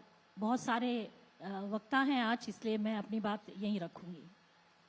How do we engage with the youth, कैसे एंगेज करेंगे आगे इसमें? That is what we would want your inputs on. Short Honorable LG, Chief Secretary, Secretary Training Technical Education, Vice Chancellors, faculty members, ladies and gentlemen. I think today is a very, very momentous occasion when Honorable Prime Minister has launched the idea for the vision Viksit Bharat at the rate 2047. I think it's a very bold, ambitious and transformative decision which has been taken. A lot has been said by the eminent Vice Chancellors, so I'm not going to dwell on that, but just a few pointers before we talk about SOP. A Viksit Bharat, when we are talking about, what do you mean by Viksit Bharat? It means a Bharat which is tech-driven, definitely technology. Someone said IT will be the fuel for the world. What is IT? They said information technology, but we say Indian talent. That is what Honorable Prime Minister says. Indian talent is the future which will be developing the economy. Women empowerment. A Viksit Bharat which has women empowerment.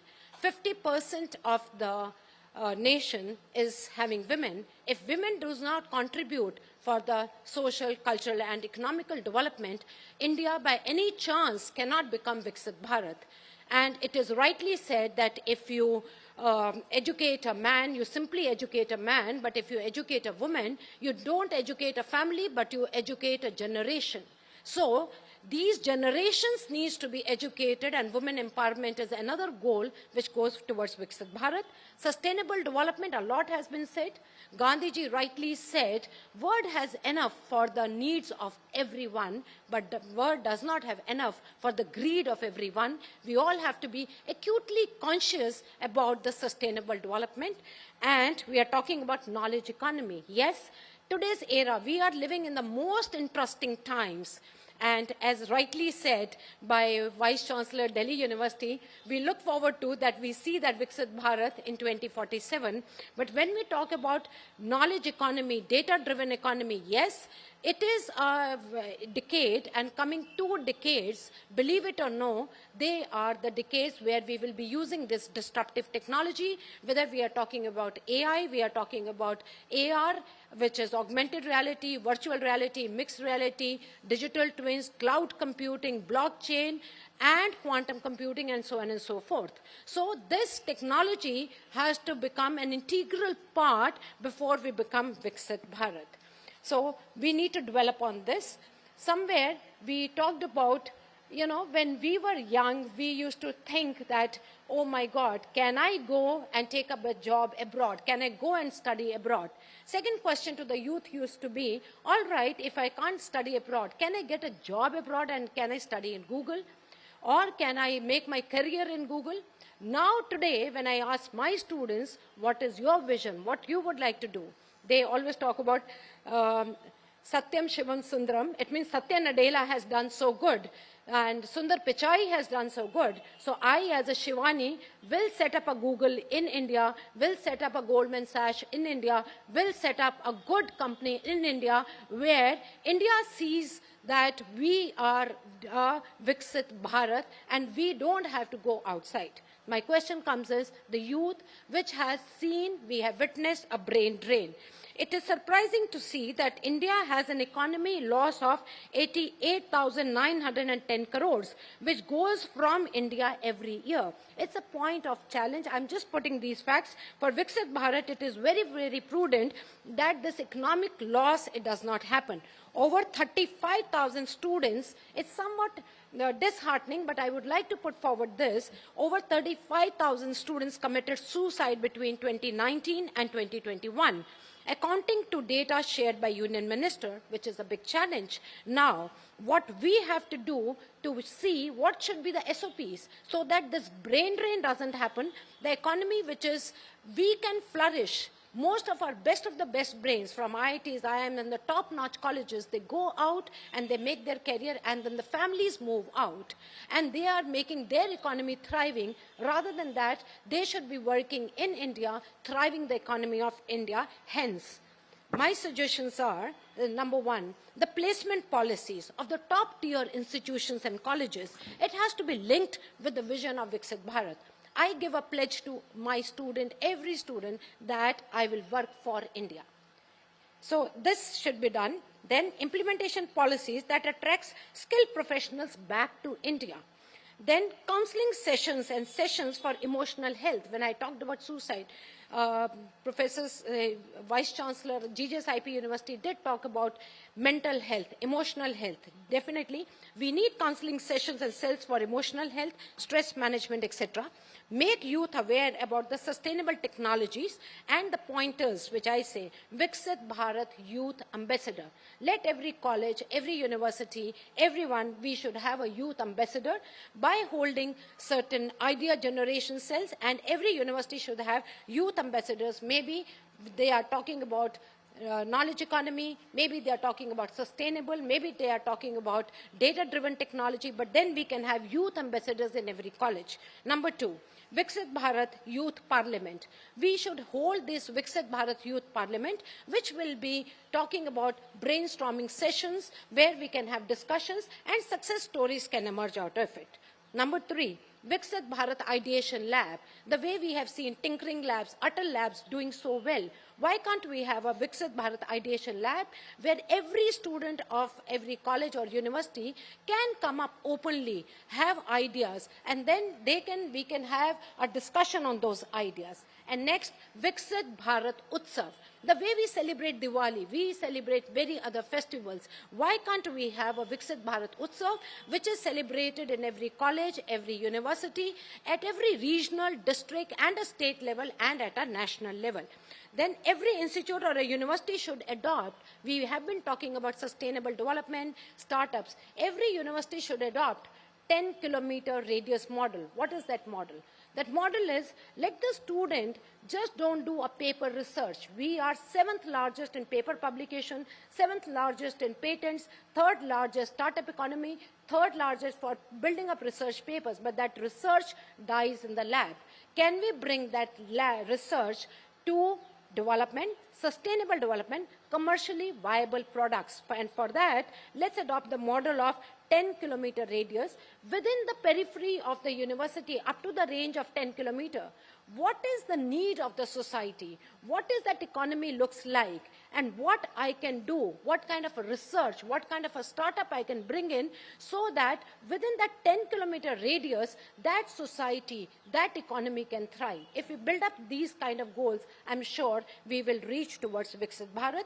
Next pointer is Viksit Bharat Chain.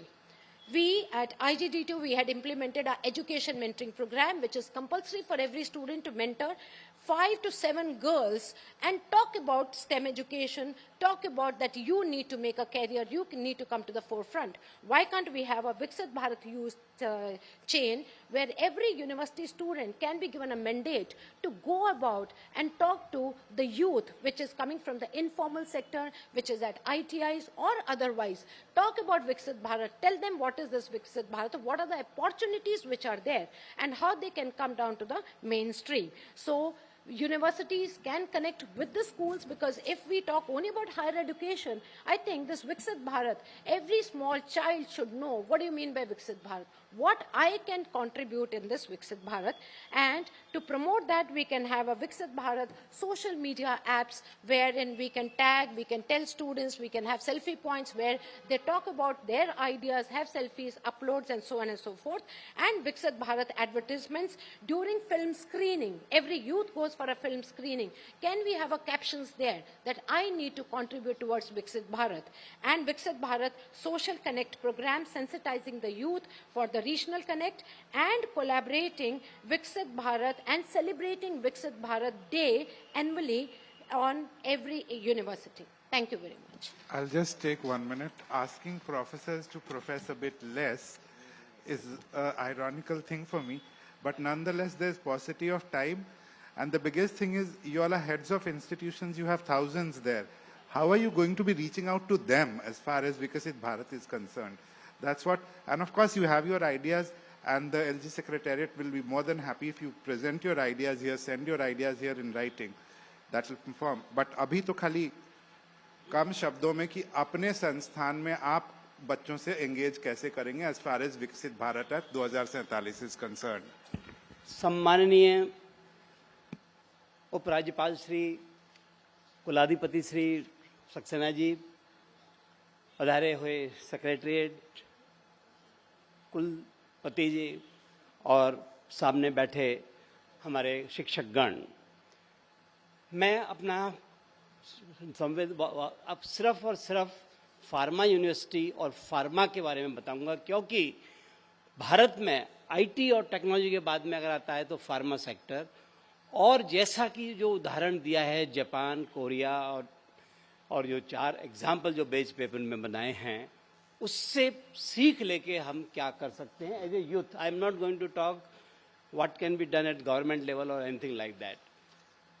सबसे पहली बात जब आती है तो pharma, अगर हम 72 में जाएं 1970s में, तो ऐसा था कि यहाँ तो कोई एग्जिस्टिंग ही नहीं है.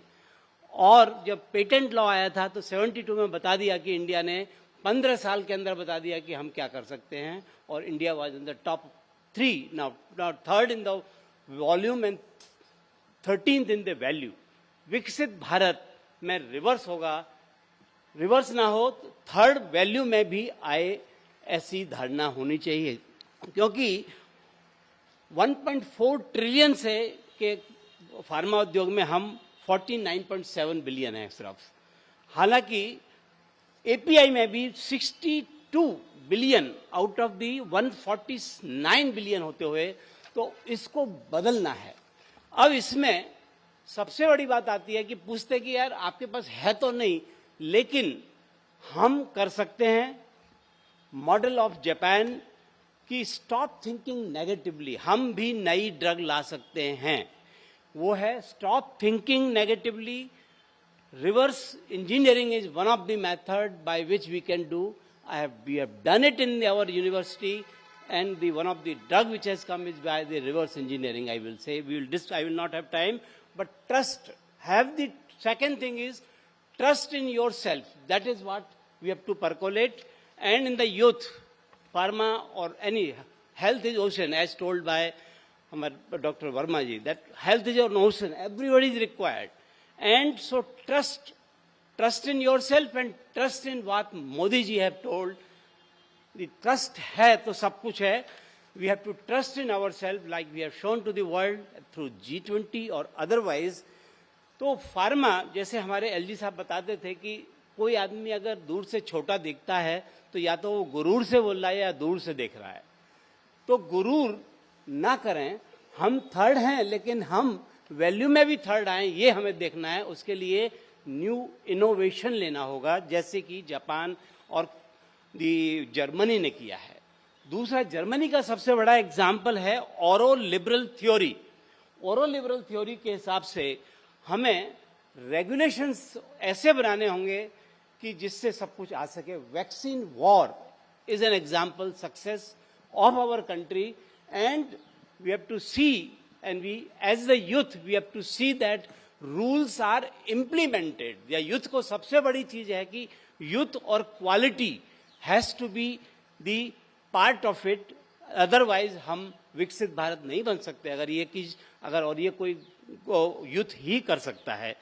तीसरी बात, एनईपी 2020 के बारे में सब कुछ बोल रहे हैं, लेकिन यूथ को समझ में नहीं आ रही है ये एनईपी. हमारे जो होते हैं प्रोग्राम कई बार टीचर्स में ज्यादा हो रहे हैं, स्टूडेंट तक इसका जो असर आना चाहिए वो थोड़ा और पहुंचाना है. NEP 2020 is multidisciplinary and transdisciplinary nature. ये हमको समझना होगा. हम डिपार्टमेंट में एक दूसरे से बात नहीं करते, यहाँ हमको इंजीनियरिंग, मेडिसिन, सबसे एक साथ में फिलोसॉफी साथ में रखनी होगी. ये है. चौथी चीज जो आती है जो यूथ कर सकता है, that is what is not to focus on the me too but value added innovations. और उसमें ऐसा नहीं समझना है कि हमें जैसे प्रिसीजन मेडिसिन, एक बार राष्ट्रपति ने यूएस ने बोला था कि प्रिसीजन मेडिसिन कोई दूसरे देशों का सब्जेक्ट नहीं है, इंडिया का हमने बता दिया कि no it can be our, and we have made the beginning of precision medicine centre and it will showcase what we can do even in the precision medicine.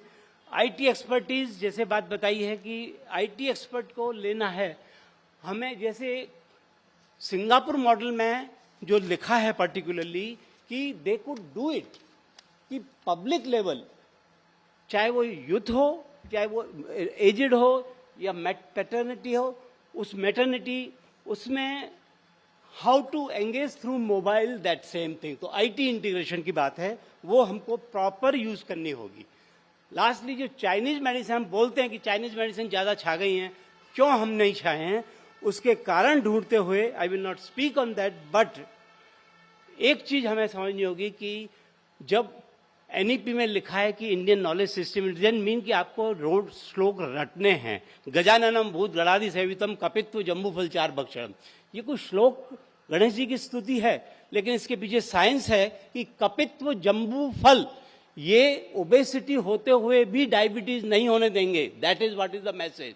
कर्पूर गौरम कर्णावतारम संसार सारम भुजगेंद्रारम सदाव संत वंदे भवम वाणी सतम नमानि, जो बोलते हैं उसमें कपूर का ऑक्सीजन का है। That is what suppose to be. And lastly I will say we have to be, so इस तरह से लेके सेम थिंग स्पोर्ट्स साइंस में भी स्पोर्ट्स साइंसिस आएगा, not the just physical education. तो अंत में जो खो गया उसके लिए सोचना नहीं है, बाई चांस हुआ हो, जो मिला है उसको खोना नहीं है। जो मोदी जी का आह्वान है विकसित भारत का, उसे सार्थक करना हम सबका एक जिम्मा है और हमें करेंगे। जब हम कोरोना काल के दौरान जब विश्व थर्रा रहा था, तब बता दिया कि यूएस और उसके सामने हम क्या हैं। उसी तरह से हमारी शिक्षा नीति को लेते हुए हम आगे कैसे आगे आ जाएं, वो हमें करना है और हमें पूरा विश्वास है कि हम ये कर पाएंगे। धन्यवाद। सबसे आवश्यक है कि ये आप अपने बच्चों से कैसे करवाएंगे ये बताएं। बाकी करना तो है, ये तो आप लिखित भी दें हम लोग को, पर अपने बच्चों से, अपने स्टूडेंट से कैसे करवाएंगे। And we just have 10 minutes. Decide amongst yourself who is going to be speaking.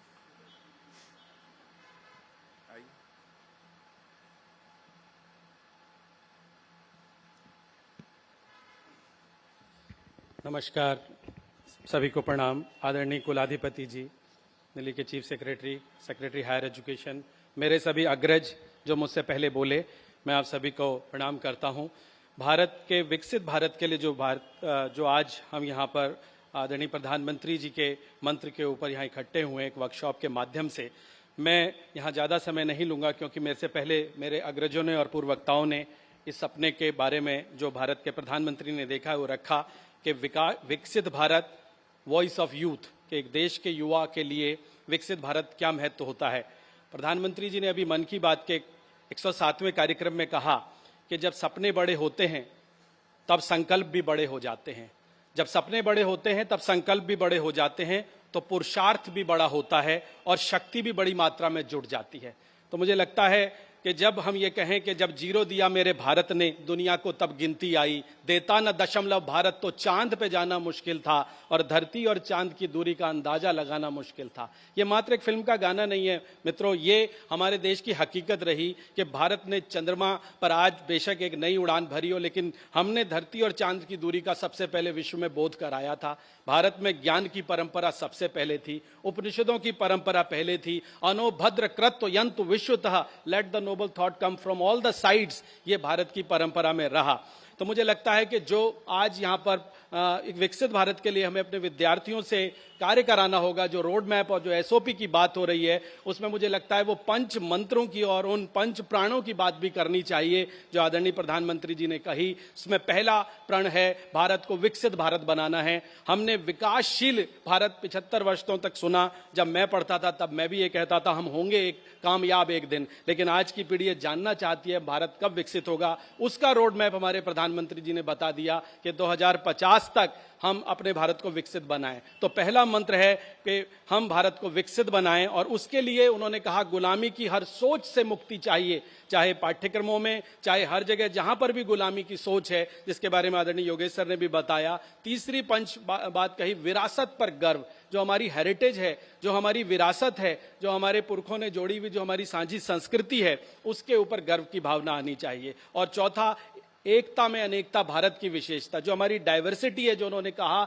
अपने पंच प्राण में कि हमें अपनी एकजुटता और अपनी डाइवर्सिटी को नहीं भूलना। और अंत में उन्होंने कहा कि कर्तव्य की भावना, जो हमारे अंदर जो कर्तव्य की भावना होनी चाहिए, जो बोध होना चाहिए, वो हमारे को विकसित रखना है। मैंने एक जगह ट्वीट पढ़ा और मैं ज्यादा समय नहीं लूंगा। उस ट्वीट में कहा गया और बहुत ही रेलेवेंट है कि the best of Americans working for America, the best of Chinese working for China, the best of Koreans working for Korea, but the best of Indians working for others.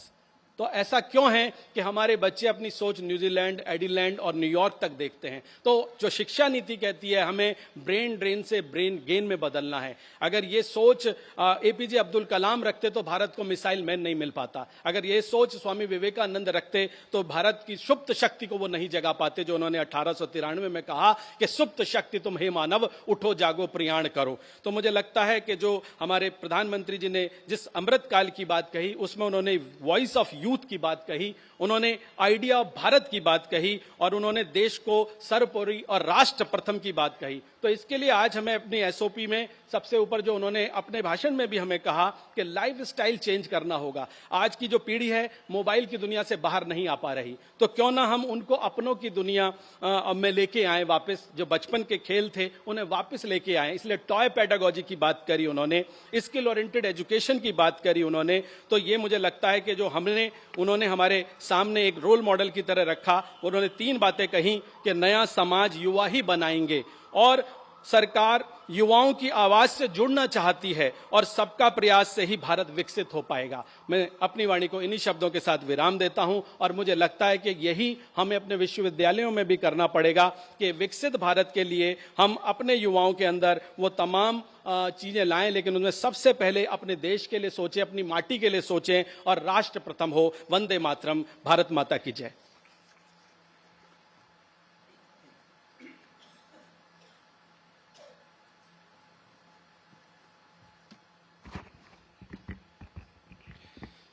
Honorable LG Sir, Chief Secretary, NCT Delhi, Secretary Higher Education, Vice Chancellors, distinguished faculty members, and my fellow colleagues. In order to attain the goal of Viksit Bharat, we need to have clarity on the various indicators of Viksit Bharat. Honorable Prime Minister, in his famous 2021 Independence Day speech, mentioned about the objectives of Amrit Kal, which is to create an India in which the level of facilities between the rural and urban areas should diminish. And the indicators of this gap is basically clean water and sanitation, access to affordable and reliable clean energy, primary, secondary, tertiary health infrastructure, access to quality education at primary, secondary and tertiary level, and roads and telecommunication infrastructure. The development strategy has been basically encapsulated in what he coins as Panch Pran, in which a developed India, freedom from the idea of servility, pride in our heritage, unity and solidarity, fulfilling one's duty, which are the 5 Panch Prans. As far as the freedom of idea of servility is concerned, the National Education Policy 2020 is the framework to get rid of the mentality of servility. It provides the template which is rooted in the inclusive educational system that thrived in ancient India and created institutions like Takshashila and Nalanda, which were seat of learning and attracted students from all parts of the world. The glorious past needs to be revived. One of the indicators of a developed nation is basically the influx of students, foreign students in the country. That makes USA, Western Europe, Australia aspirational destinations for students of higher education.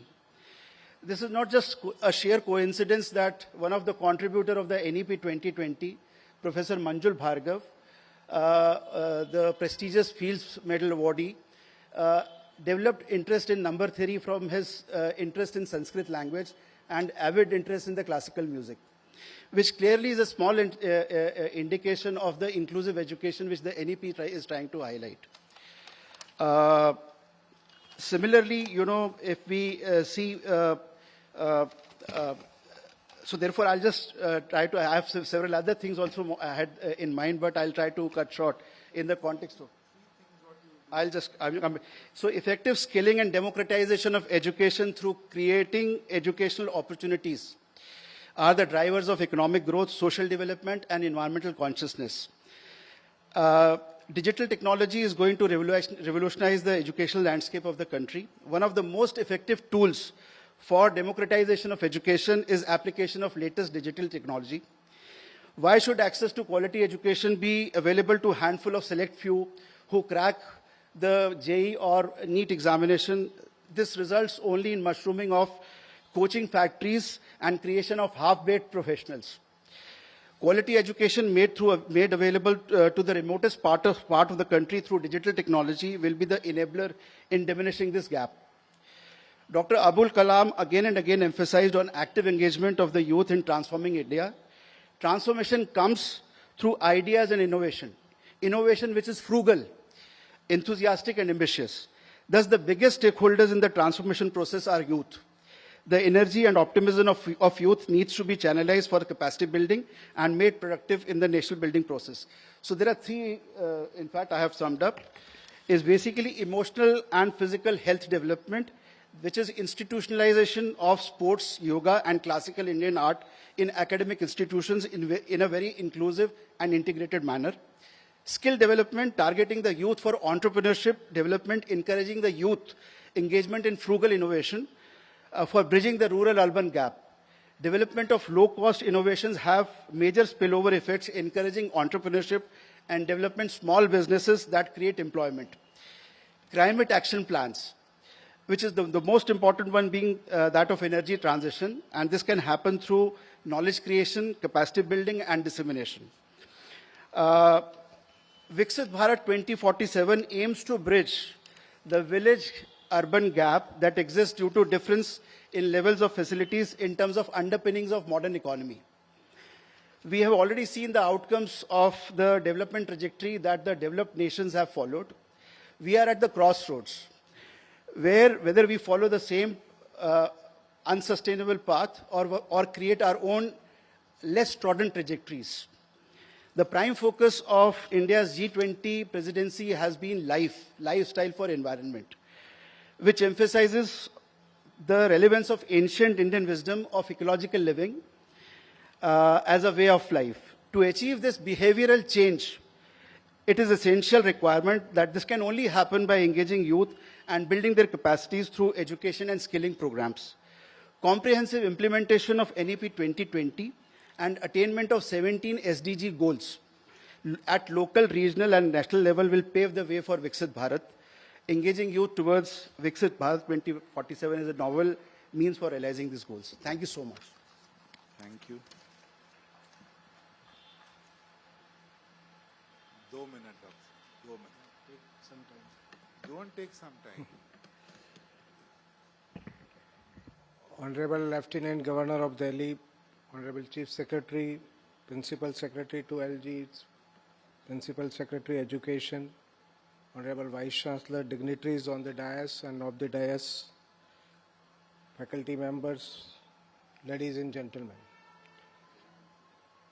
I have been given this opportunity to speak on how to engage youth and how my university therefore can play a role in making the dream of Honorable Prime Minister true and India a Viksit Bharat.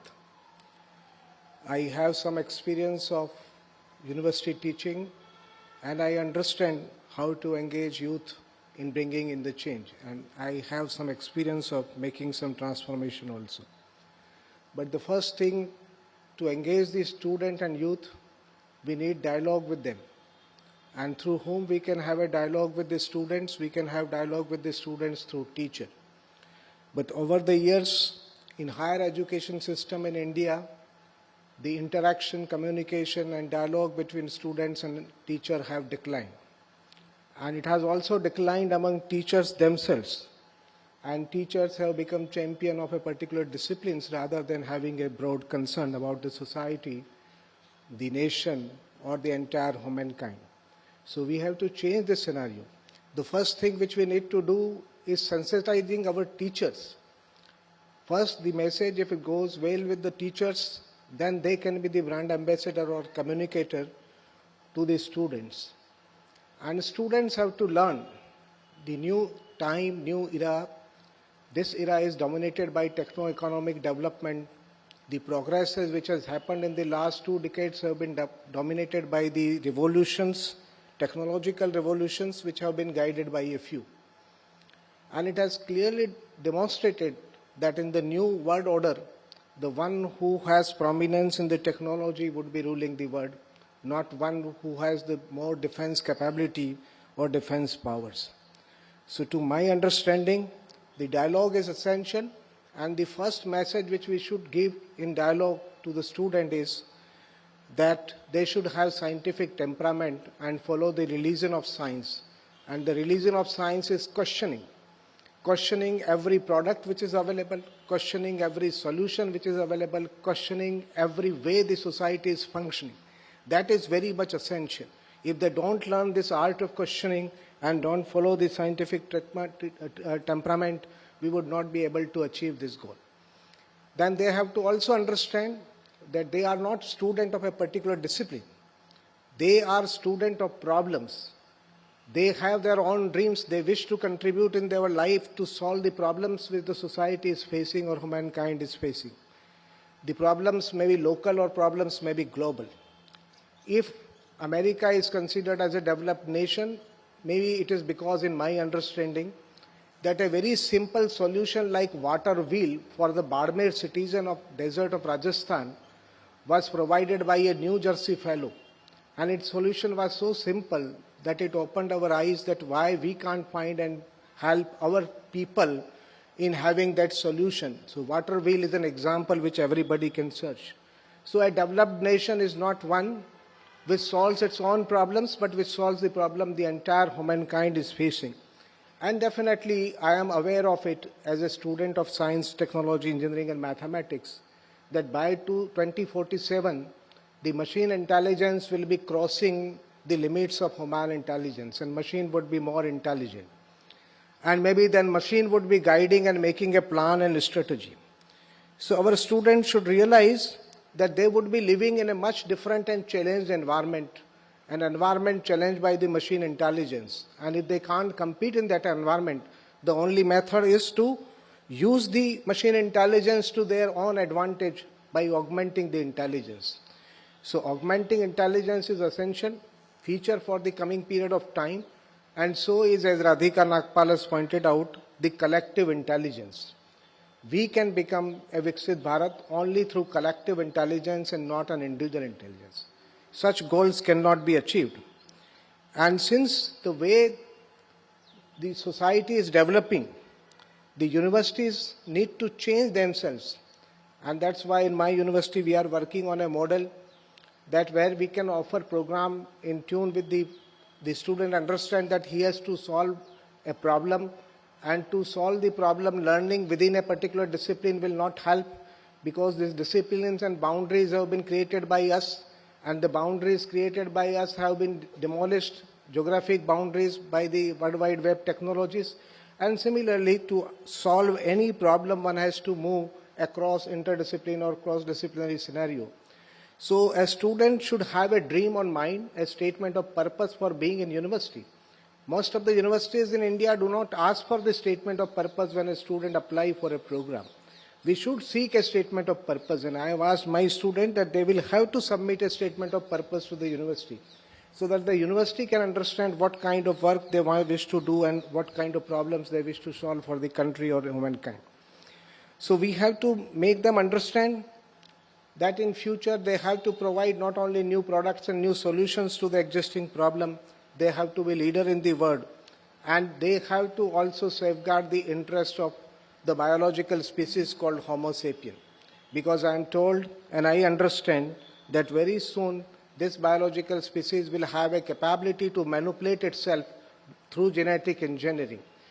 So maybe we will be the last biological species in the naturally evolved biological species, and in future we would also be having genetically engineering biological species in this thing. Lot can be said, but because I have been given paucity of time, but my final message is that students can make their dream true only by adopting a proper strategy, proper action plan, and learning the things which they wish to learn and which they wish to plan. So my university from the next year would be launching what we call Mere Wala BTech or Mere Wala Bachelor Degree Program, where full customization is allowed to the student, and student would select the courses on his or own will, because that is the way the student who wish to learn anything from the university should cater to it. University should be just a supporter of it. The next thing which we wish to emphasize is short-term skill credit certification, that the student, even after passing out of the university, can come back to the university and get the necessary upskilling as required for making his or her own dream true. So upskilling program and reskilling program are primarily important, and since time is less, so I will not be speaking on that, but we are committed to it, and I can promise you, the Honorable LG Sir, that the DSCU will work on it, and our aim is that if India becomes a Viksit Bharat in 2047, then we should also ascertain that what was the role of the students of Delhi Skill Entrepreneurship University in making India the Viksit Bharat, and what was the role of all other sister universities in the state of Delhi. Thank you very much for giving me the time.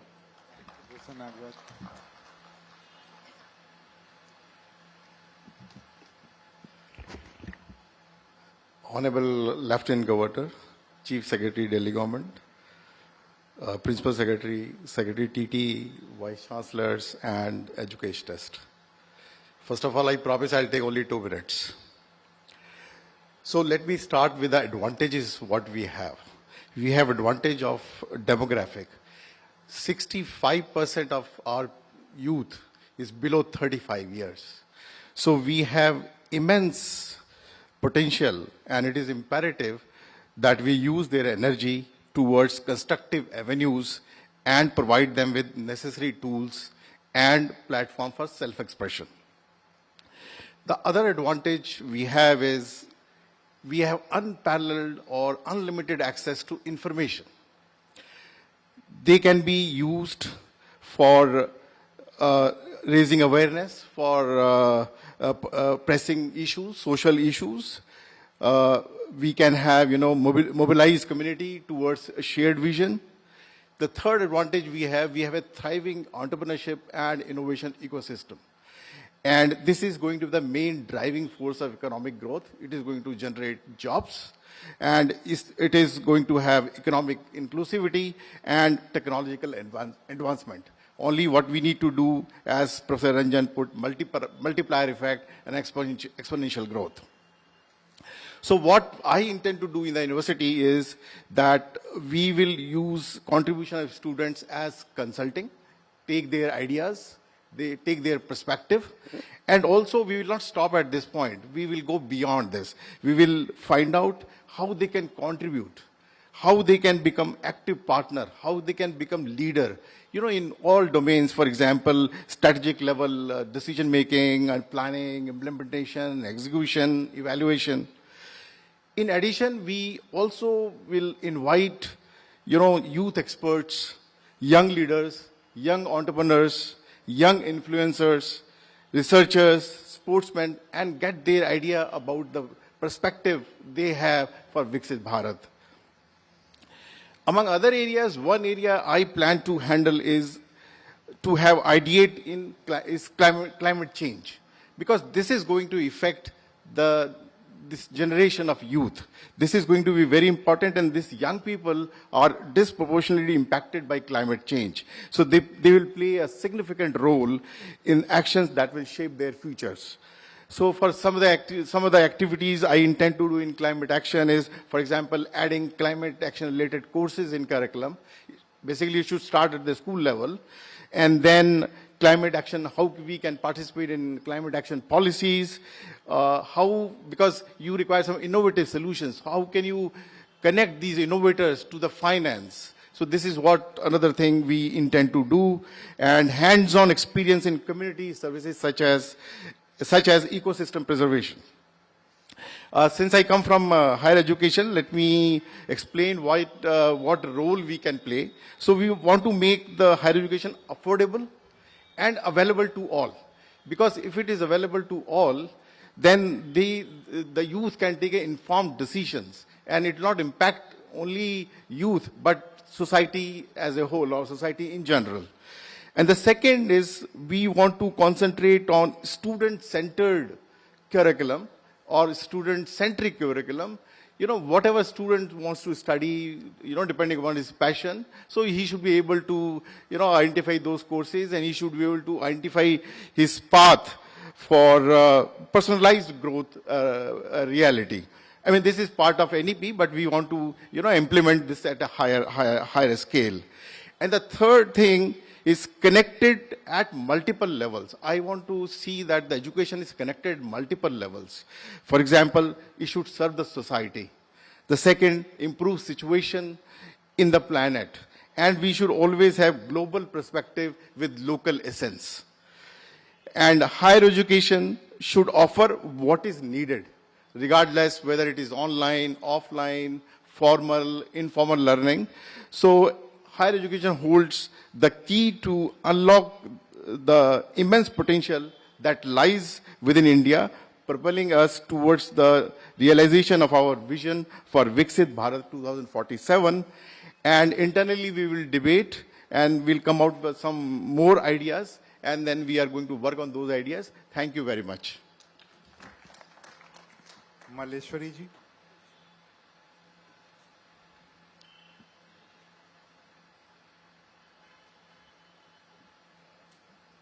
आदरणीय LG sir, principal secretary higher education और यहाँ उपस्थित सभी अतिथिगण, मैं sports university से belong करती हूँ, तो मैं खेल के बारे में बात करूँगी। विकसित भारत के लिए हमारी युवाओं को मेंटली फिजिकली स्ट्रांग रहना बहुत ज़रूरी है। आजकल हम लोग देखते हैं कि हमारी जो युवा है वो ज़्यादा प्रेशर्स नहीं ले पाती है, डिसीजंस नहीं ले पाते हैं, एंड सुसाइड्स कमिट करते हैं, डिप्रेशन में चले जाते हैं। तो खेल एक माध्यम है को इन युवाओं को जोड़ के रखना, और उनको मेंटली फिजिकली भी हम स्ट्रांग रख सकते हैं। डिसीजंस लेने में भी काफ़ी कॉन्फिडेंस रहते हैं। लेकिन खेल के प्रति उनकी आकर्षित कैसे बढ़ाए, उनको कैसे आगे पहुंचाए। अभी 140 करोड़ होने के बावजूद लास्ट टोक्यो ओलंपिक्स में हमने सिर्फ 7 मेडल जीते हैं। कि इससे पहले सिर्फ क्रिकेट को ही सब जानते थे, पहचानते थे, लेकिन सिडनी ओलंपिक्स में मेरा एकमात्र मेडल आने के बाद कुछ ओलंपिक स्पोर्ट्स को प्रमोशन मिला और देश में रिकॉग्नाइजेशन मिला। पेरेंट्स थोड़ा आगे बढ़ने लगे कि भाई बच्चों को प्रमोट करो कि भी सभी डॉक्टर इंजीनियर ही नहीं, खेल की प्रति भी आगे बढ़ सकते हैं, कैरियर बना सकते हैं, भारत को रिप्रेजेंट कर सकते हैं और खेल में भी अपनी फ्यूचर बना सकते हैं। जो बच्चा खेलता है या खेल के माध्यम से जुड़ता है, सबसे बड़ी बात यह है कि उसके अंदर कॉन्फिडेंस लेवल बढ़ जाता है, डिसीजंस लेने में क्षमता रखता है और फेलियर्स को हैंडल कर पाता है और अच्छी हेल्दी लाइफ रूटीन जीता है, एंड बैड हैबिट्स की तरफ वो नहीं जाता, डिसिप्लिन लाइफ होता है। तो उसके बाद खेल के माध्यम से वो किसी भी फील्ड में जाएगा, 100% उसको सक्सेस मिलेगी। उसके बाद सेकेंड पार्ट, अगर हम लोग इंडिया को इंटरनेशनल प्लेटफॉर्म में ज़्यादा से ज़्यादा मेडल के लिए हमने कैसे प्लान करना है। विकसित भारत में प्रधानमंत्री साहब का ये भी है संकल्प कि 36 में हमने इंडिया में ओलंपिक्स को होस्ट करना है। तो हम लोगों के पास ऑलरेडी एक टारगेट है, जितने भी ओलंपियंस है हम लोग अपना अपना एकेडमीज चला रहे, और एक और मेरे को आशीर्वाद है कि दिल्ली स्पोर्ट्स यूनिवर्सिटी भी मेरे को चलाने के लिए मौका मिला है। तो हमारा यही प्लान है कि भी 36 में हम लोग मैक्सिमम मेडल ओलंपिक में जीते। उसके लिए हमने मेरा जो प्लान था पहले दिल्ली स्पोर्ट्स यूनिवर्सिटी का, कि पूरा आप लोग जब जानते हैं जितने भी प्लेयर्स है, सारी इंटीरियर से छोटे कस्बों से आए हुए प्लेयर्स ही है जो अब तक जो मेडल जीते हैं। कोई भी मेट्रो सिटी, बड़े सिटीज में इतना अच्छा प्लेयर्स नहीं मिलते। तो हमने एक प्लान किया कि भी प्लेयर्स हम तक पहुंचना मुश्किल है, हम प्लेयर तक पहुंचेंगे। हमने 7 स्टेट में डिफरेंट स्टेट्स में इंटीरियर एरियाज में कैंप्स कंडक्ट किए। वहां से 180 बच्चों को हमने पिक किया, सेलेक्ट किया, जो ऑलरेडी दिल्ली स्पोर्ट्स स्कूल में 6 to 9th क्लास तक पढ़ रहे हैं और अभी डिफरेंट स्कूल गेम्स और स्कूल नेशनल, स्कूल स्टेट्स में भी कुछ मेडल जीते हैं। और उम्मीद है कि 36 तक ये सारे बच्चे ओलंपिक्स तक, world championship, Asian games, Commonwealth को टारगेट करेंगे और हिंदुस्तान को रिप्रेजेंट करेंगे और ज्यादा से ज्यादा मेडल जीतेंगे। जय Hind. Thank you.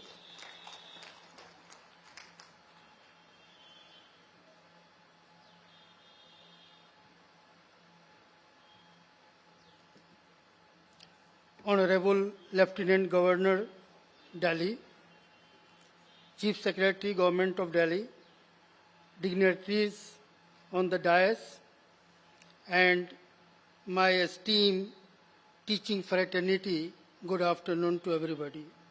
So far, how this Viksit Bharat mission has to be executed in the institution on 10th of December, that is on Friday, in 2 meetings by the Ministry of Education and the meeting with the UGC, the SOP has already been discussed, and after we go back to our institutions, I think that module will already be started, and for 2 weeks till 24th, how this mission has to be executed, that has already been executed, and if need be, the other mechanism will also be used to disseminate all the SOPs which has been directed by the Government of India.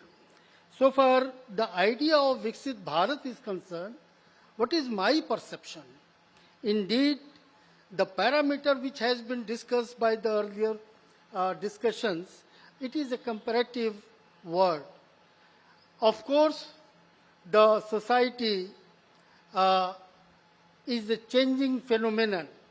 It is an organic term, and that parameter is being studied comparatively, how the other countries are focusing on a particular subject and where we are. That parameter decides that how we should go about, and after 25 years, what we ought to be in the society. For example, the digital revolution. If we have used the digital revolution in every walk of life, and particularly, accordingly, in the institution, we use this in our curriculum, and most importantly, which I wanted to express my views before you, that the research work. You know, for example, in every university, there are faculties, all the faculties having 10 to 20 departments, all the departments having the teaching and other exercise. Apart from that, we have the research work also. The research work which the PhD degree we are conferring, the process is to decide the topic, the current topics with the discussions of the teachers and the Board of Studies.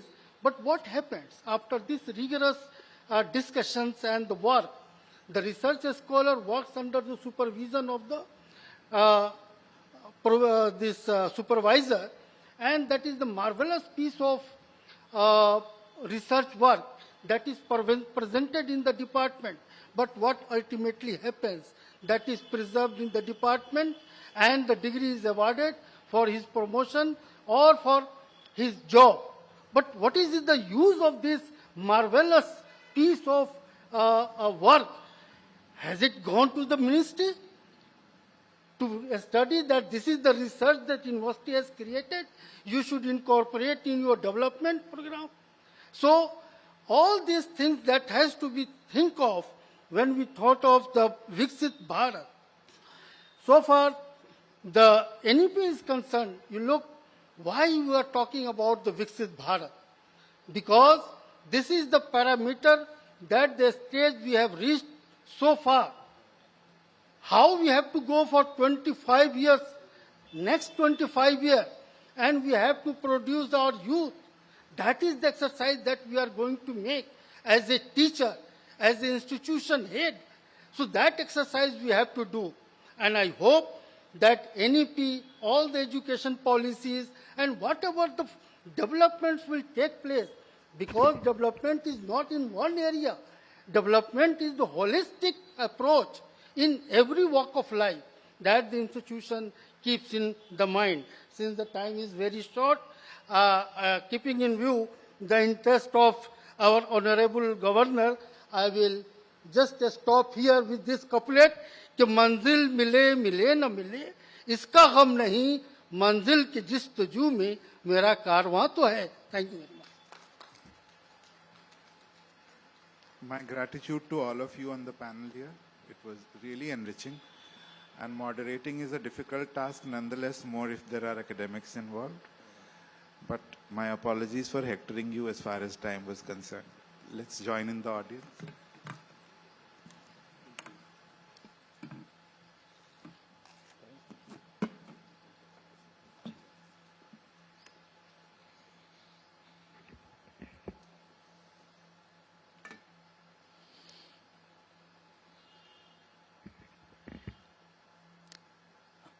आइए एक बार जोरदार तालियों से सभी panelist का सम्मान करें. बहुत बहुत धन्यवाद. और अब इस अवसर पर मेरा अनुरोध कर्मशीलता और लगन भावना के प्रतीक माननीय मुख्य सचिव महोदय से वो इस अवसर पर आएं और हम सबको संबोधित करें. आइए जोरदार तालियों से हम माननीय मुख्य सचिव महोदय का स्वागत करें.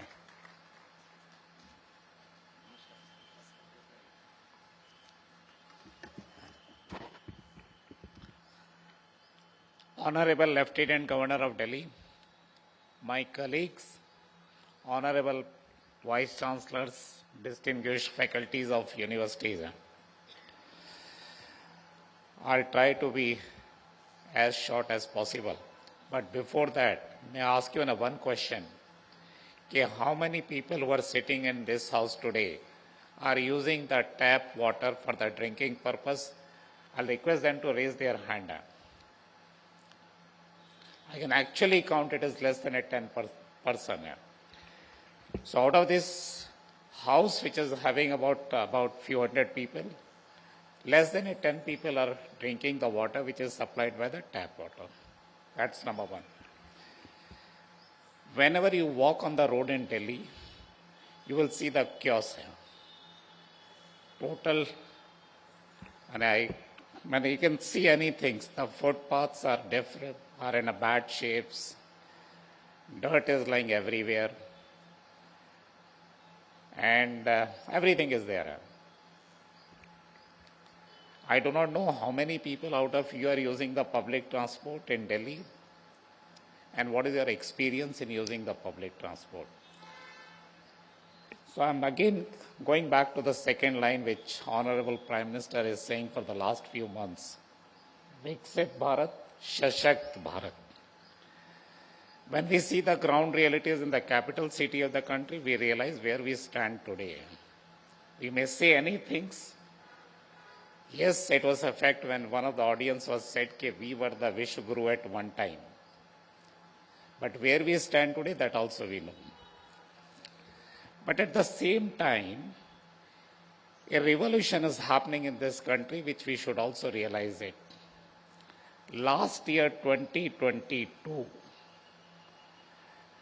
the digital transaction which has happened on this planet was about 19 crore. Out of 19 crore transaction, 9 crore transaction has happened in this country here. So that is also a reality here. Today this country, because one of the audience said about clean power.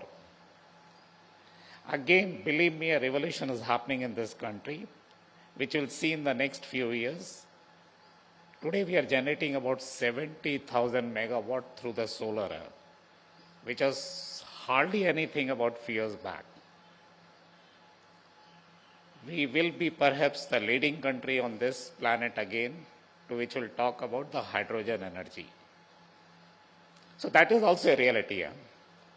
Today, Fortune 500 companies on this planet is headed by the people who hails from this country. 60 Fortune 500 companies on this planet is from India or they belongs to India. When this planet has seen the COVID, 2.2 billion vaccination has been given by the India to our own people. That is also a reality. So we have seen the contrast, we have seen the spectrum. Now comes to the Viksit Bharat and Sashakt Bharat and your role to play. Delhi, higher education, I've been told, the number may be a little bit right or wrong. About 7 lakh people, the students are studying in the universities and the colleges of Delhi, including the Delhi University. Less than 70,000 students are studying in our universities, which is primarily falls within the domain of the government of Delhi. So if I assume that the average tenure or the period of education is about 4 years, so about 15,000 to 20,000 students are entering into our ecosystem every year from the universities to which you are running it. Now the question is, when these 20,000 people are coming out of the system, whether they are capable of making the country or the Bharat as Viksit or Sashakt Bharat. That is the question we have to do within ourselves and see whether we are actually able to do that thing or not. And my request to all the vice chancellors and their faculties who are present here, please do this brainstorming with your students. Whether the program which you are running, pardon my using few, which you perhaps may not like. One day I was going through your course for a yoga program, certificates program. And believe me, after seeing the yoga program run by the various universities in the country, because thanks to the Google now, knowledge is everywhere, our program was pathetic according to me. Then I've requested my Secretary Education, Higher Education, Alice Madam, let's do something. So the point is that whatever program we are doing or running are able to meet the need of this Sashakt Bharat or Viksit Bharat, that is very important. So the one sincere request to all the Vice Chancellor today is, let's go back to our universities today itself, have an interaction with your colleagues. If you need, you can talk to the experts and come out with a plan, yes, this is the gap analysis. I can understand when I was studying in the college, we may have an electronics engineering or a mechanical engineering or whatever engineering. But today, when everybody out of you said that this century is actually in a century which will be driven by the technology, we have to go back and see. It is very easy to say that we'll have a 10 gold medal in the 2036 Olympic.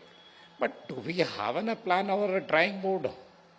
An answer to my question is no, we do not have it. So let's start doing and come out with an action plan. What are the courses are to be re-engineered or reorganized or reframed? That's number one. Secondly, we said we need a Sashakt Bharat. Are the students who are coming out of your system is Shashakt? Because one of the panelists in the beginning has said we need a smart citizen. Are we producing a smart citizen when they came out of the college? Answer to my question myself is perhaps no. So let's work out in a detailed program. When my student comes out of the college, he is capable of Viksit Bharat. Whether he can actually contribute to the society in any way, in all the forms, that's another request to you. Third, today is like 30 years back, 40 years back, the professor can work with a one set of notes And he used to use that notes for many decades. When I was studying, it was the projector people used to use, or I have seen with my own eyes. Their notes were used to be 10 years, 15 years, 20 years old also. But today you cannot afford them. So one of the audience said today, chat GPT, I think they use the word, this artificial intelligence. And Professor Singh Saab has also said कि नहीं, पहले भी हमने देखा, आगे भी हम देखेंगे, नहीं होगा. Yes, I do agree with him 100%. But today now the science is saying that the brain is almost as a plastic today. 10 years back, 20 years back, we used to say that the neurons in the brain is developed by the age of 3 by 80% equivalent to the whatever neurons adults have. But now the science is saying no. Brain can be improved even at my age also. And it is going to become a reality in the next few years when the science will prove this thing. So nothing to worry about the chat GPT or whatever, because the brain is a very plastic now. This is what the science is saying. So neurons can be further developed. So my request again is, and if Honorable Lieutenant Governor also agree, let's meet next Monday. I'll request my Secretary Higher Education, and by that time we should have a first draft ready. How to make our institute and our students capable of achieving what Honorable Prime Minister of India is saying. We'll have a brainstorming session, then we'll do the whatever minor modification, customization, and then we should have a 100 days plan also. So 1 week, let's have a brainstorming, come out with some draft ready, where how the students are to be connected.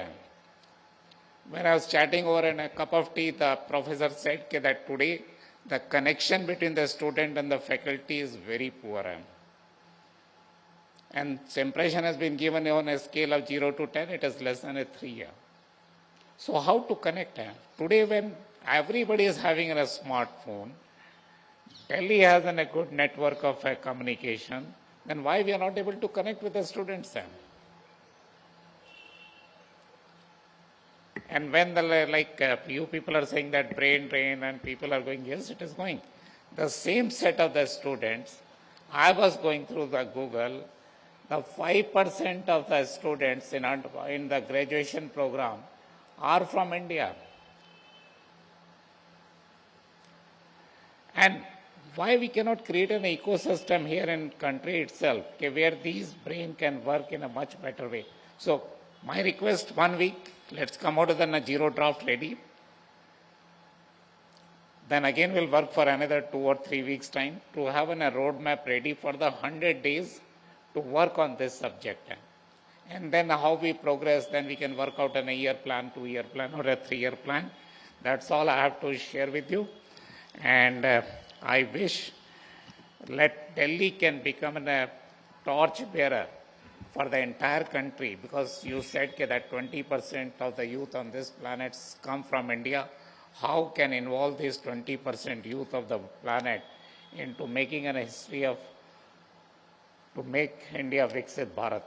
Thank you very much. बहुत बहुत धन्यवाद sir इन बहुत ही brainstorming विचारों के लिए, और निश्चित तौर पर हम सब मिलकर इस पर काम करेंगे. अब मेरा अनुरोध कर्म की प्रखरता, कार्यकौशल, दक्षता, हौसले की उड़ान और लक्ष्य की पहचान के प्रतीक माननीय उपराज्यपाल महोदय से वो आएं और हम सबको इस अवसर पर संबोधित करें. आप सबसे मेरा अनुरोध, जोरदार तालियों से आइए हम माननीय उपराज्यपाल महोदय का स्वागत करें.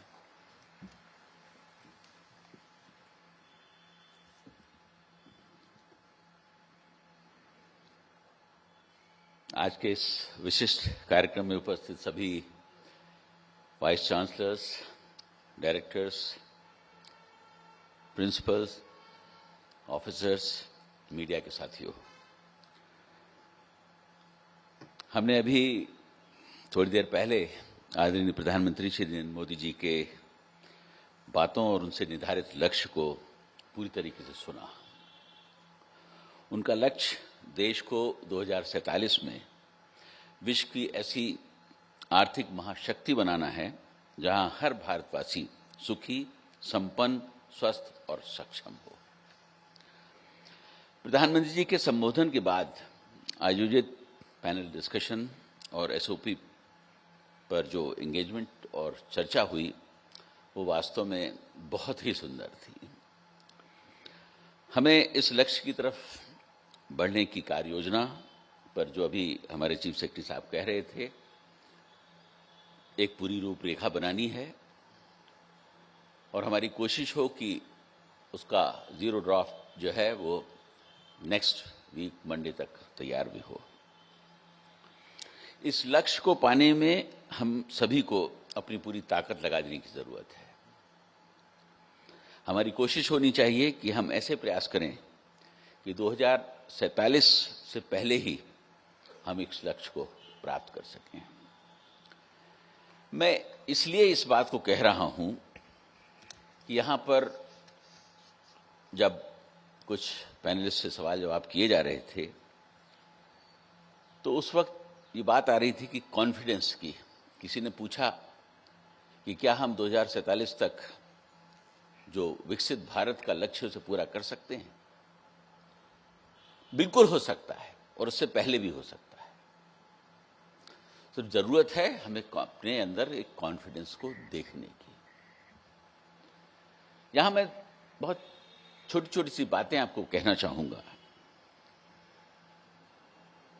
शायद आपने खादी कमीशन का नाम सुना होगा। 2015 में उसका टर्नओवर 12,000 करोड़ का हुआ करता था। प्रधानमंत्री जी ने लक्ष्य दिया था कि 5 साल में इसका टर्नओवर 50,000 करोड़ तक पहुंचना चाहिए,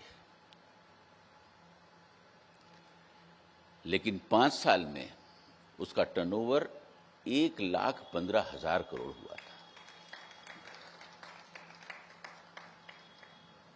कभी ने उसकी कल्पना भी नहीं की थी किसी ने कि खादी जैसे एक हम्बल फैब्रिक का टर्नओवर 1,15,000 करोड़ भी पहुंच जाएगा। तो मैं ये कहना चाहूंगा कि कॉन्फिडेंस जो है वो बहुत बड़ी चीज होती है और हम इंसानियों की खासियत भी है। और मैं एक शेर भी कहना चाहूंगा इस बारे में कि ए जज्बा ए दिल, गर मैं चाहूं हर चीज मुकाबिल आ जाए और मंजिल की तरफ 2 गाम चलूं तो सामने मंजिल आ जाए। तो अगर हम इस लक्ष्य से काम करेंगे तो मैं समझता हूं कि ये लक्ष्य पाना बहुत दूर नहीं होगा।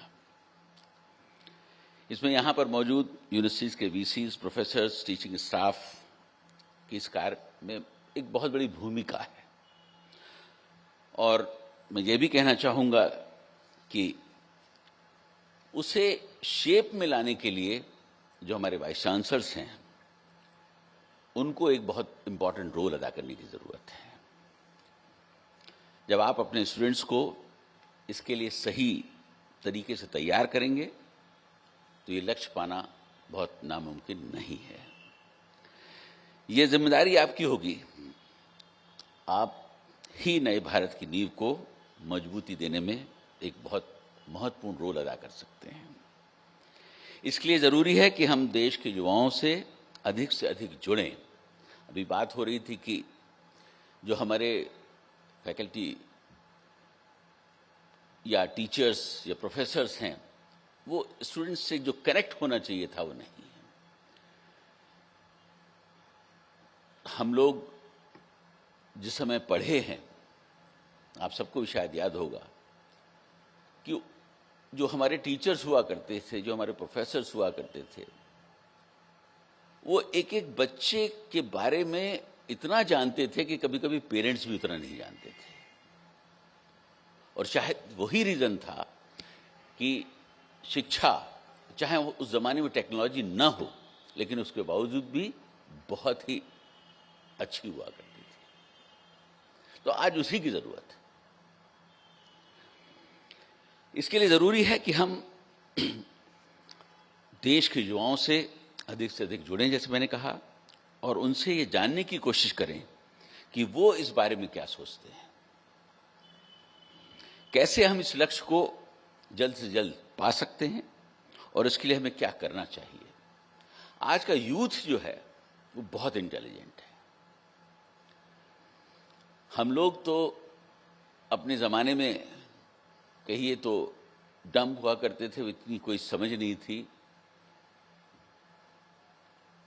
टीवी भी कभी किसी ने नहीं देखा तो वो ज़माना था। लेकिन आज का बच्चा जो है बिल्कुल टेक्नोलॉजी से जुड़ा हुआ है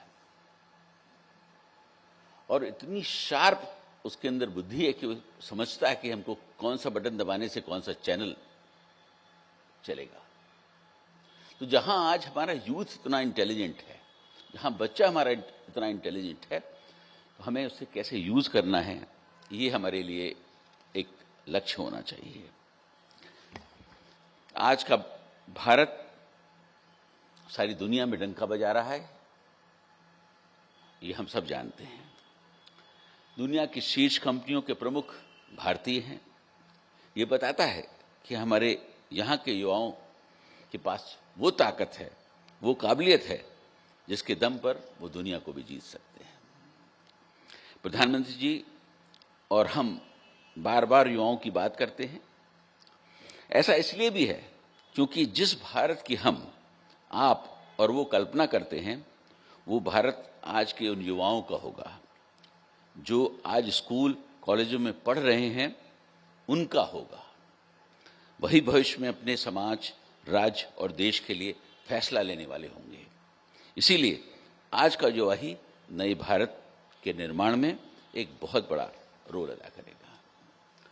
140 करोड़ की आबादी वाला हमारा देश, 28 राज्य, 8 केंद्र शासित प्रदेश का एक संघ है। हम विश्व के 8 प्रमुख धर्मों के अनुयायी हैं, 122 भाषाएं और 1600 से ज़्यादा बोलियां बोलते हैं। हर राज्य की संस्कृति, तीज त्योहार अलग हैं, लेकिन हमारी पहचान केवल एक है, वो भारतीय है। पूरी दुनिया में हमारी पहचान है। हम किसी भी धर्म अथवा जाति से संबंध रखते हो, लेकिन अंत में हम इसी अखंड भारत का हिस्सा हैं। हमारी विविधता, हमारी एकजुटता हमारी पहचान है। एक भारत श्रेष्ठ भारत का विचार जो प्रधानमंत्री जी ने दिया है, उसको हमें चरितार्थ करना है। 2047 के हमारे विकसित भारत की कोई परिकल्पना हमारी इस पहचान को और सुदृढ़ करती है। प्रधानमंत्री जी ने जो विकसित भारत 2047 को एक जन आंदोलन के रूप में हमारे सामने रखा है, मुझे यकीन है उसको हम पूरा कर सकेंगे। आज का युवा इसको लेकर जो सोचता है उसे ईमेल कर सकता है। इसके लिए सभी को एक यूनिक ईमेल आईडी भी दी गई है। इस पर वो अपने सजेशंस भी दे सकता है। इसका एक पर्पस है कि हम युवाओं को किस तरीके से इस जो प्रोग्राम से कनेक्ट कर सकते हैं, और इसके जवाब में जैसा मुझे बताया गया है कि उनको एक थैंक यू का मैसेज भी मिलेगा। युवाओं के जो विचार होंगे उनके एक नए सशक्त भारत की रूपरेखा को बनाने में सहयोग करेंगे। आज का यूथ ही हमारे 2047 के लक्ष्य को पाने की सीढ़ी भी बन सकता है। आपको पता होगा कि कुछ दिन पहले ही दिल्ली में विकसित भारत संकल्प यात्रा की भी शुरुआत की गई थी, और जो बड़ी खूबसूरती से चल भी रही है। इसका मकसद दिल्ली के सभी जिलों में जाकर ज़रूरतमंदों को केंद्र सरकार की योजनाओं की जानकारी देना और उन्हें कैंप लगाकर ऑन द स्पॉट केंद्र सरकार की जो भी उपलब्धियां हैं या जो सुविधाएं उन्हें दी जा सकती हैं, उन्हें मुहैया कराना था। जब तक युवाओं को रोजगार, वंचितों को न्याय जैसी मूलभूत चीज़ें नहीं मिलती हैं, तब तक हम विकसित भारत का सपना पूरा नहीं कर सकते। इसके लिए ज़रूरी है कि हम इस मिशन को राष्ट्रीय आंदोलन के रूप में लें और देश को आगे ले जाने में इसे हम अपना पूरा सहयोग दें। देश की सभी यूनिवर्सिटीज़, टीचर्स, प्रोफेसर्स और स्टूडेंट्स पर यह जिम्मेदारी है कि इस मिशन से अधिक लोगों को जोड़ें। मैं यहाँ उपस्थित सभी वाइस चांसलर्स, डायरेक्टर्स, फैकल्टीज़ और टीचर्स से आपके माध्यम से ये कहना चाहता हूँ कि आप अपने कलीग से इसके बारे में विचार करें। जो आपके और वाइस चांसलर्स हैं उनसे भी इसको डिस्कस करें और राष्ट्र निर्माण में अपना एक बहुत बड़ा योगदान दें। इसके साथ ही हमारा प्रयास होना चाहिए कि इस अभियान का निरंतर मॉनिटरिंग हो, ताकि इसमें क्या प्रगति हो रही है उसकी भी हमें जानकारी मिले। इस कार्य के लिए हर एक विश्वविद्यालय में और या महाविद्यालय में एक स्पेशल सेल मैं समझता हूं कि बनाना चाहिए, जो इसकी रेगुलर मॉनिटरिंग करे, और तभी हम ये पा सकेंगे कि जान सकेंगे कि हम जिस लक्ष्य को लेकर चल रहे हैं उसमें कितने सफल हैं। प्रधानमंत्री जी ने जिस विकसित भारत के सपने को देखा है उसमें हर हाथ में काम, हर विकसित को स्वास्थ्य सुविधा और हर परिवार के सर पर छत, देश की सीमाओं की सुरक्षा, मजबूत सैनिक शक्ति और हर चेहरे पर मुस्कान, ये उनका लक्ष्य है। और इस लक्ष्य को पाना मैं समझता हूँ नामुमकिन नहीं है। हमें यह नहीं भूलना चाहिए कि भारत कभी विश्व गुरु था।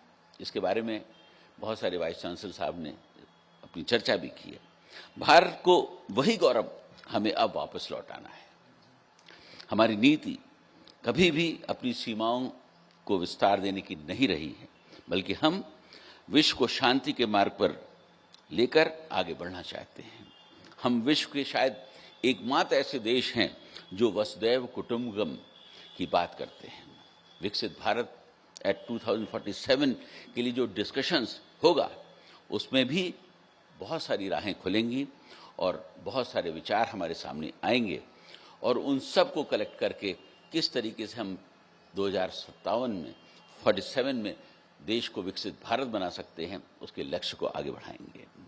मेरा मानना है कि जब हम युवाओं के मन की बातों को पढ़ने और जानने में समर्थ हो जाएंगे तो हमारी विकसित भारत की यात्रा जो 2047 की है उसमें काफ़ी आसानी भी आएगी। हमें ये नहीं भूलना चाहिए कि हम नई पीढ़ी को नया भारत सौंपना है, एक विकसित देश सौंपना है, और जो उनके सपनों का भारत होगा जिनकी नींव आज की युवा पीढ़ी ही रखेगी। यहाँ पर जब चर्चा हो रही थी तो ये बात भी कही गई थी यहाँ करप्शन है, ईज ऑफ डूइंग बिजनेस की भी बात की गई थी। मैं इस बात को ये बताना चाहता हूँ कि पिछले 9 सालों में ईज ऑफ डूइंग बिजनेस के ऊपर इस देश में जितना कार्य हुआ है वो शायद 60 सालों में भी नहीं होगा। मैं एक आपको छोटा सा एग्जाम्पल देना चाहता हूं कि दिल्ली में अगर किसी को एक रेस्टोरेंट खोलना है तो उसे जो डिफरेंट डिपार्टमेंट से परमिशंस लेनी पड़ती थी या लाइसेंस लेना पड़ता था, उसमें 2.5 से 3 साल का समय लगता था।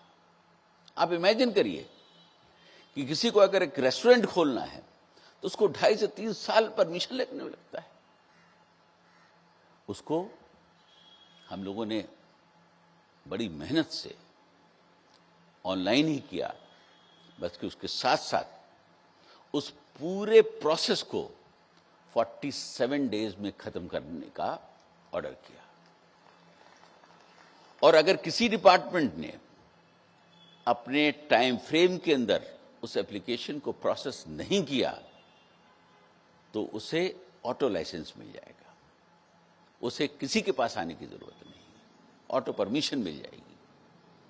और आज उसी का नतीजा है कि दिल्ली में लगभग 500 से ज्यादा एप्लीकेशंस सबमिट हो रही हैं हर महीने। बहुत सारी रिजेक्ट होती हैं कई रीजंस की वजह से, डुप्लीकेसी वगैरह होती है, लेकिन लगभग 450 लोगों को लाइसेंस पर मंथ मिल रहा है। ये ईज ऑफ डूइंग का एक एग्जाम्पल है। दूसरा, मैंने कॉन्फिडेंस का एक आपको एग्जाम्पल दिया था। एक बात मैं और आपसे यहां कहना चाहता हूं। आपने देखा होगा कि जनवरी के महीने में यहां पर ट्यूलिप्स लगाए जाते हैं। लास्ट ईयर जब मैंने उसको रिव्यू किया कि कैसे ट्यूलिप आता है, कहां से ट्यूलिप आता है, तो बताया गया कि हॉलैंड से आता है, इसको इंपोर्ट किया जाता है। और यही नहीं, जम्मू कश्मीर में भी इंपोर्ट होता है, राष्ट्रपति भवन में भी इंपोर्ट होता है, एनडीएमसी भी इंपोर्ट करती है। एक लार्ज क्वांटिटी में इंपोर्ट होता है और करोड़ों रुपए का इंपोर्ट होता है। मैंने उसी वक्त कहा था कि हम इस ट्यूलिप को इंडिया में क्यों नहीं पैदा कर सकते। हमारे पास क्या नहीं है। इस देश ब्लेस्ड है। हमारे पास स्नो से भरे हुए पहाड़ हैं, रेगिस्तान है, समुद्र है, जंगल हैं। वो सारी चीजें हैं जो हॉलैंड में मौजूद हैं। वहां का एटमॉस्फेयर यहां पर है, तो हमें इंपोर्ट करने की क्यों जरूरत है। और क्यों ना हम अपने यहां के किसानों को ही एम्पावर करें। CSIR के साथ मिलकर हिमाचल में इस पर काम हो रहा है। नेक्स्ट ईयर से हमें ट्यूलिप हिमाचल प्रदेश से मिलने लगेगा। और उसके साथ साथ जो मैं आपसे एक चीज और शेयर करना चाहता हूं कि उसी साल में, तो लास्ट ईयर जब ट्यूलिप खत्म हो गया, तो उसके बल्ब्स को प्रिजर्व किया गया और यहां दिल्ली की NDMC के एक नर्सरी में उनको दोबारा तैयार किया गया। और लास्ट मंथ लगभग 10,000 ट्यूलिप्स हमारे दिल्ली की नर्सरी में भी पैदा हो गए। उनमें फूल आए हैं, मैंने ट्वीट भी किया है इसको। तो सिर्फ और सिर्फ अगर आज जरूरत है तो हमें एक पॉजिटिव थिंकिंग की। नेगेटिव थिंकिंग करने वालों की कोई राह नहीं होती। वो हर वक्त नेगेटिव ही सोचते हैं और वो किसी लक्ष्य को नहीं पा सकते हैं। जब आप एक पॉजिटिव माइंड से किसी चीज को सोचते हैं, हाँ मुझे मालूम है कि जिस वक्त मैंने सजेशन दिया था कि हम क्यों ना यहां पर एक ग्रीन हाउस बनाएं और ट्यूलिप्स को यहां लगाएं, बड़ा रेजिस्टेंस हुआ। लोगों ने कहा कि पता नहीं क्या सजेशन दे रहे हैं। लेकिन आज वही लोग उस बात को क्लेम करते हैं कि देखिए हमने NDMC की नर्सरी में ट्यूलिप्स को पैदा कर दिया है। तो इसी की जरूरत है। मैं एक बार फिर आप सबका बहुत बहुत धन्यवाद करता हूं कि आपने इतना समय दिया। और आज जो चर्चा हुई वो वास्तव में बहुत सुंदर थी। हालांकि प्रधानमंत्री जी ने 2047 का लक्ष्य रखा है, लेकिन मुझे यकीन है कि हमारी यूनिवर्सिटीज़ के वाइस चांसलर्स, हमारे स्टूडेंट्स, हमारे फैकल्टी मेंबर्स, हमारे प्रोफेसर्स, उनमें वो कैपेसिटी है कि वो इस लक्ष्य को पहले ही पूरा करने की क्षमता रखते हैं। और ये सारी जिम्मेदारी सिर्फ यूनिवर्सिटीज़ के ऊपर ही नहीं है। उसे ये ना समझें कि इस लक्ष्य को सिर्फ यूनिवर्सिटीज़ ही पूरा करेंगी। डिफरेंट डिपार्टमेंट्स हैं, डिफरेंट ऑर्गन्स हैं गवर्नमेंट के, जो अलग अलग तरीके से काम कर रहे हैं। सब मिलकर इस लक्ष्य को पूरा करेंगे। जहां तक 5 ट्रिलियन इकोनॉमी की बात है, मैं कोई एक्सपर्ट नहीं उसका, लेकिन मेरा अपना एक मानना है कि इस देश में अगर हम टूरिज्म के ऊपर बहुत ध्यान देना शुरू कर दें तो शायद ये लक्ष्य जो है बहुत जल्दी पूरा हो सकता है। हमारे पास इतनी अपॉर्चुनिटीज हैं, हमारे पास इतना हेरिटेज है जिसको हम कभी यूज नहीं करते हैं। मैं दिल्ली के अंदर भी देखता हूं कि किस तरीके से हमारे हेरिटेज की हालत है, जिसे डेवलप करने की कोशिश की जा रही है। और जहां उसे डेवलप किया गया है, लोग किस तरीके से वहां पर आ रहे हैं, वो कितना एंजॉय कर रहे हैं। अगर फॉरेन टूरिस्ट को हम अट्रैक्ट कर सकते हैं, अभी भी बहुत सारे आते हैं, लेकिन जरूरत है कि जिस तरीके से थाईलैंड में लोग जा रहे हैं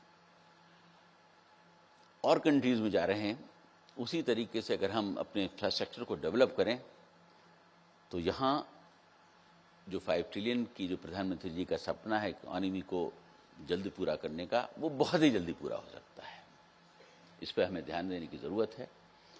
और इस लक्ष्य को भी हम पूरा करने की कोशिश करेंगे। इन्हीं शब्दों के साथ मैं एक बार फिर आप सबका बहुत बहुत धन्यवाद करता हूँ कि आपने बहुत सारा समय दिया और आज के इस खुशगवार मौसम में हम सब एक साथ मिले।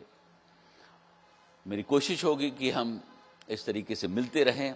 मिलने जुलने से, मुलाकात करने से एक अपनापन भी आता है और साथ में एक दूसरे को जानने का मौका भी मिलता है। तो इस तरीके की मुलाकातें होती रहेंगी। बहुत बहुत धन्यवाद।